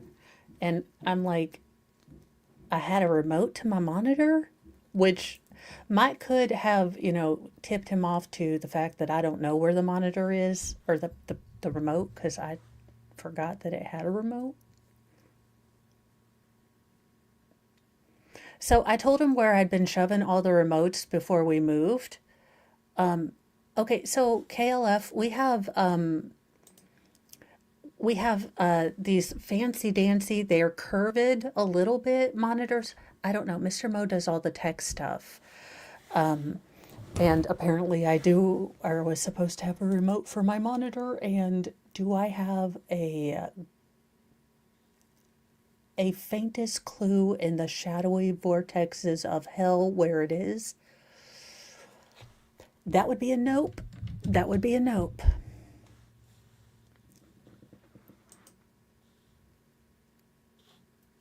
I hope he finds it. I told him where I put all the remotes that I was finding. I was trying to be good and semi-organized. 159. Close up of the ointment tube. All right. It looks like it says it's erythromycin Yes. ophthalmic ointment. Yes.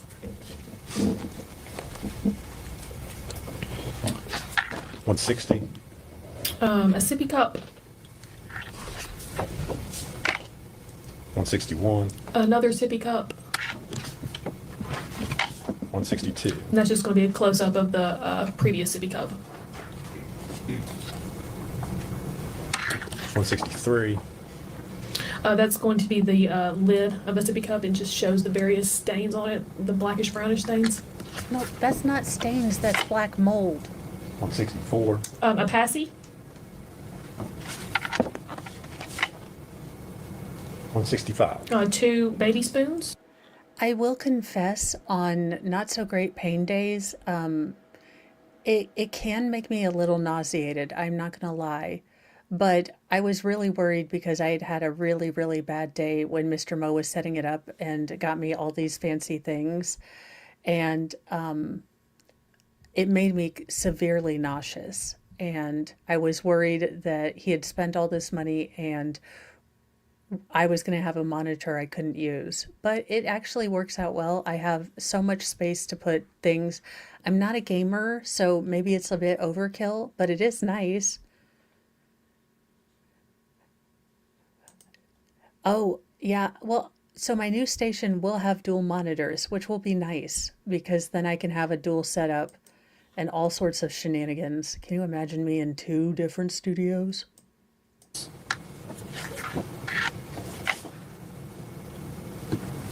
It looks to be a diaper bag, and that's the contents inside the diaper bag.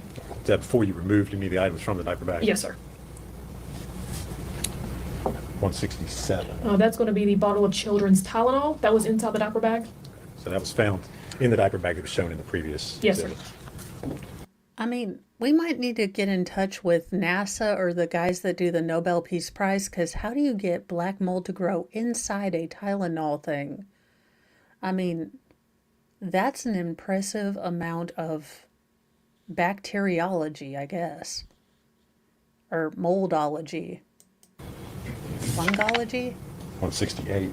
There it is in the diaper bag beside the baby's food and the cloth. And the Mountain Dew can. 169. Just another angle of inside the diaper bag.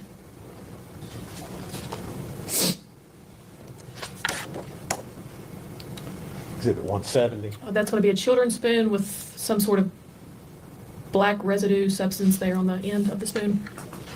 Ma'am, just call it mold.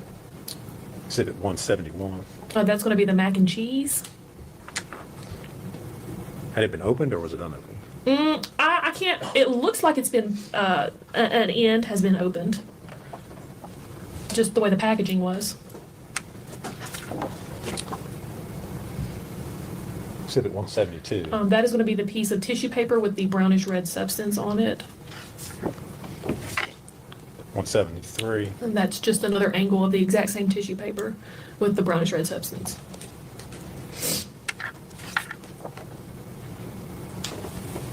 Number 174. A suitcase with just various clothing items inside.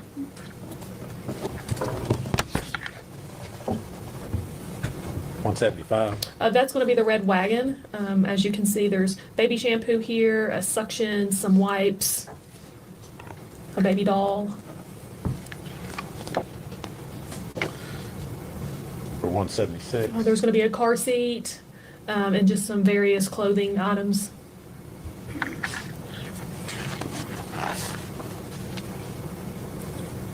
Number 177? The inside of another bag that we found from inside the shed with some stains there on the side.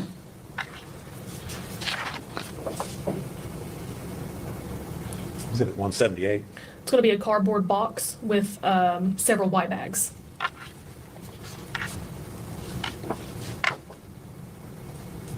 Is it at 179? A black trash bag with various clothing and toys for all for a baby inside. Number 180? The 5 tubes of diaper rash cream.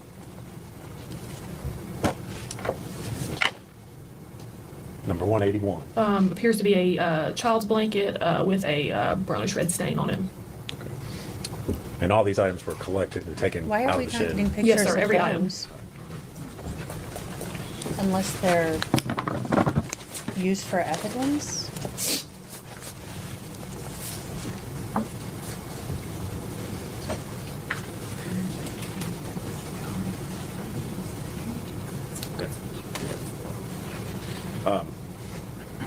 Detective Gillen, you testified earlier about the interview that you did with Ms. Boswell at the sheriff's office. Yes, Sheriff's office located here in Bloomfield, correct? correct. That's Sullivan County? Yes. All right. The property that you went out to search, Tommy Boswell's, out on Muddy Creek Road? Yes, Muddy Creek is in Bloomfield inside Sullivan County. All right. If you would answer any questions that you still have for me. You come up here, Nick.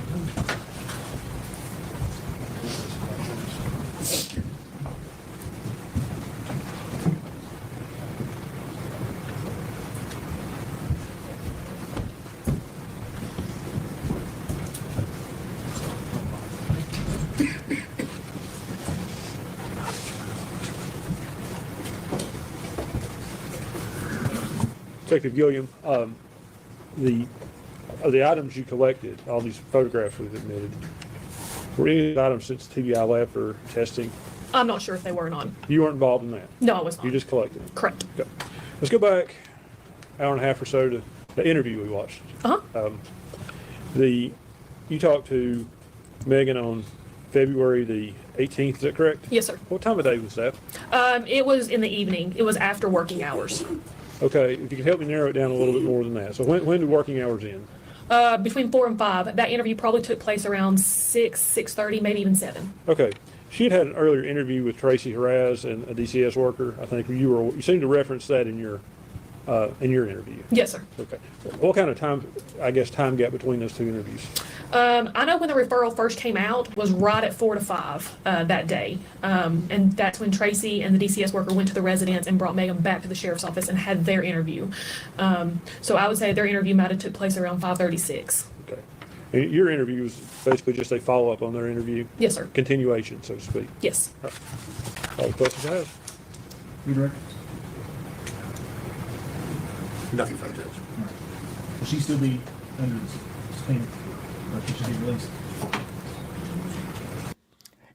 Is the defense attorney trying to say it was late at night, so my client was, out of sorts or unable to give an interview?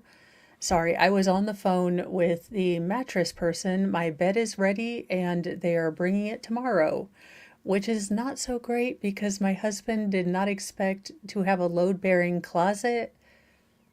So the flooring is not there. But enough of my lively shenanigans. Blessing-wise, my bed is here, so that works. And, is good.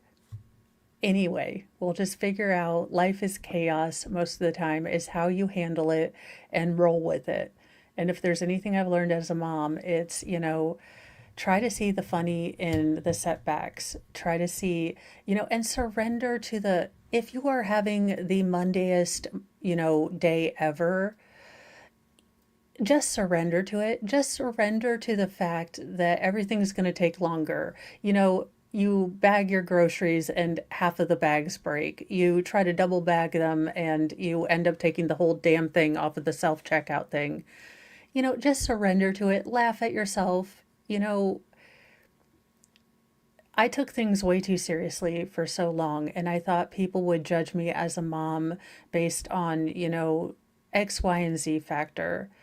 And then I realized I wasn't happy, and I don't know if my kids seemed happy, but I know that I wasn't the kind of mom I wanted to be. So, you learn to deal with chaos. You learn to roll with the punches. You learn to, you know, be okay with good enough. And that's kind of what being a mom is, whether you have one child or a bunch of children. Things are going to break. There are going to be smudges everywhere. You are going to get the best hugs of your life. You are going to get the worst fights of your life. You are going to get the happiest moments of your life and the biggest heartbreaks of your life. And they're all going to be written on your face, which is a cruel twist. Because honestly, I haven't slept since my first child was born. But they're also written on your heart in beautiful memories. And, if I could give any unsolicited advice to any mom, and good Lord knows no mom wants unsolicited advice, so you can take it or leave it. But learn to be okay with good enough. Learn to laugh at the challenges, and just try to enjoy the time because it does go by fast. Although I have been on both sides of that. So I've had the screaming toddler when the very well-meaning, older woman comes up like, "Oh, sweetie, enjoy this. You're going to miss it." And I'm like, "Ma'am, I would like to miss it right now. So here's this child. I will be back in 2 hours, okay? Let me see if I miss it. I'm going to take missing it on a test drive, okay?" So, it is a journey, and it is a journey, and you can get caught up in being the perfect influencer or looking great on Facebook or wherever, or you can just deal with being good enough because your kids are not going to remember if the floorboards were dusted other than if you made them dust it. They're not going to remember those things, but they're going to remember when mom laughed her head off because there was flour everywhere instead of, going off the handle. Or when mom took pictures of us, because we painted ourselves with nail polish. True story. Not fun to get off. Again, take pictures, laugh, and then, say, hey, this is irresponsible or this is X, Y, and Z. Again, not going to say I didn't yell because I'm human.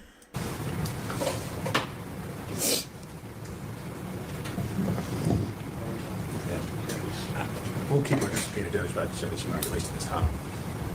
You'll still be subject to subpoena. I said, don't, you can leave the courthouse, but make sure you're legal. Okay, so the defense might call her back. It looks like we're just doing the daily admonition to not look at this, not talk about it. Now, if you have not been following this case, the jurors in this case are sequestered. So there was actually Saturday court, which is why we are super duper behind. Well, among other reasons. Well, I talk a lot. But let me check and see if there was any sound on this.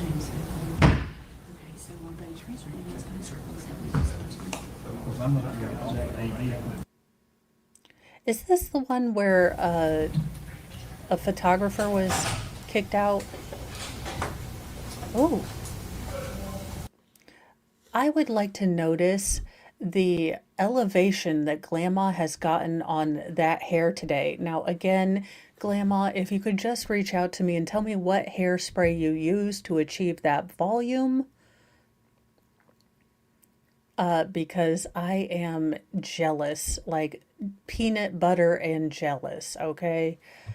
Grandma looking fab as always with a, I'm going to say aubergine shirt and a lovely, statement necklace. Maybe she's got some little pearls.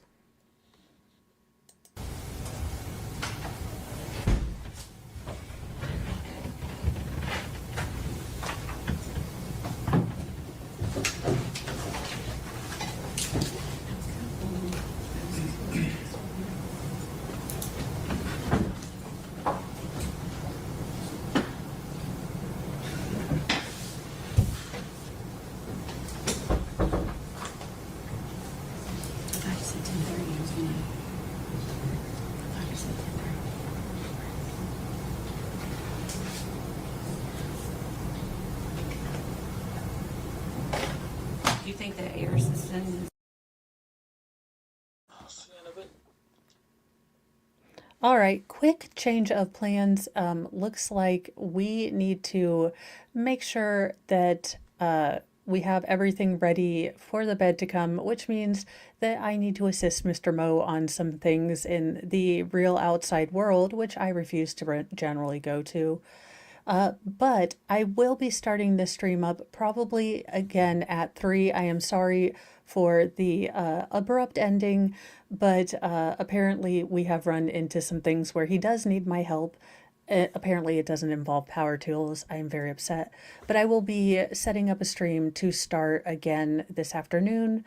Again, sorry about the shenanigans, but I will see you guys soon. Please come and join me. I will set that up, and let me see who I can send you guys to before I get all squirrel and forget things. Because I do that. Squirrel is my favorite flavor of crazy. Which, you know, is my jam. All right. Ooh. I am going to send you to, it looks like alternate juror is doing something on, excuse me, H.H. Holmes.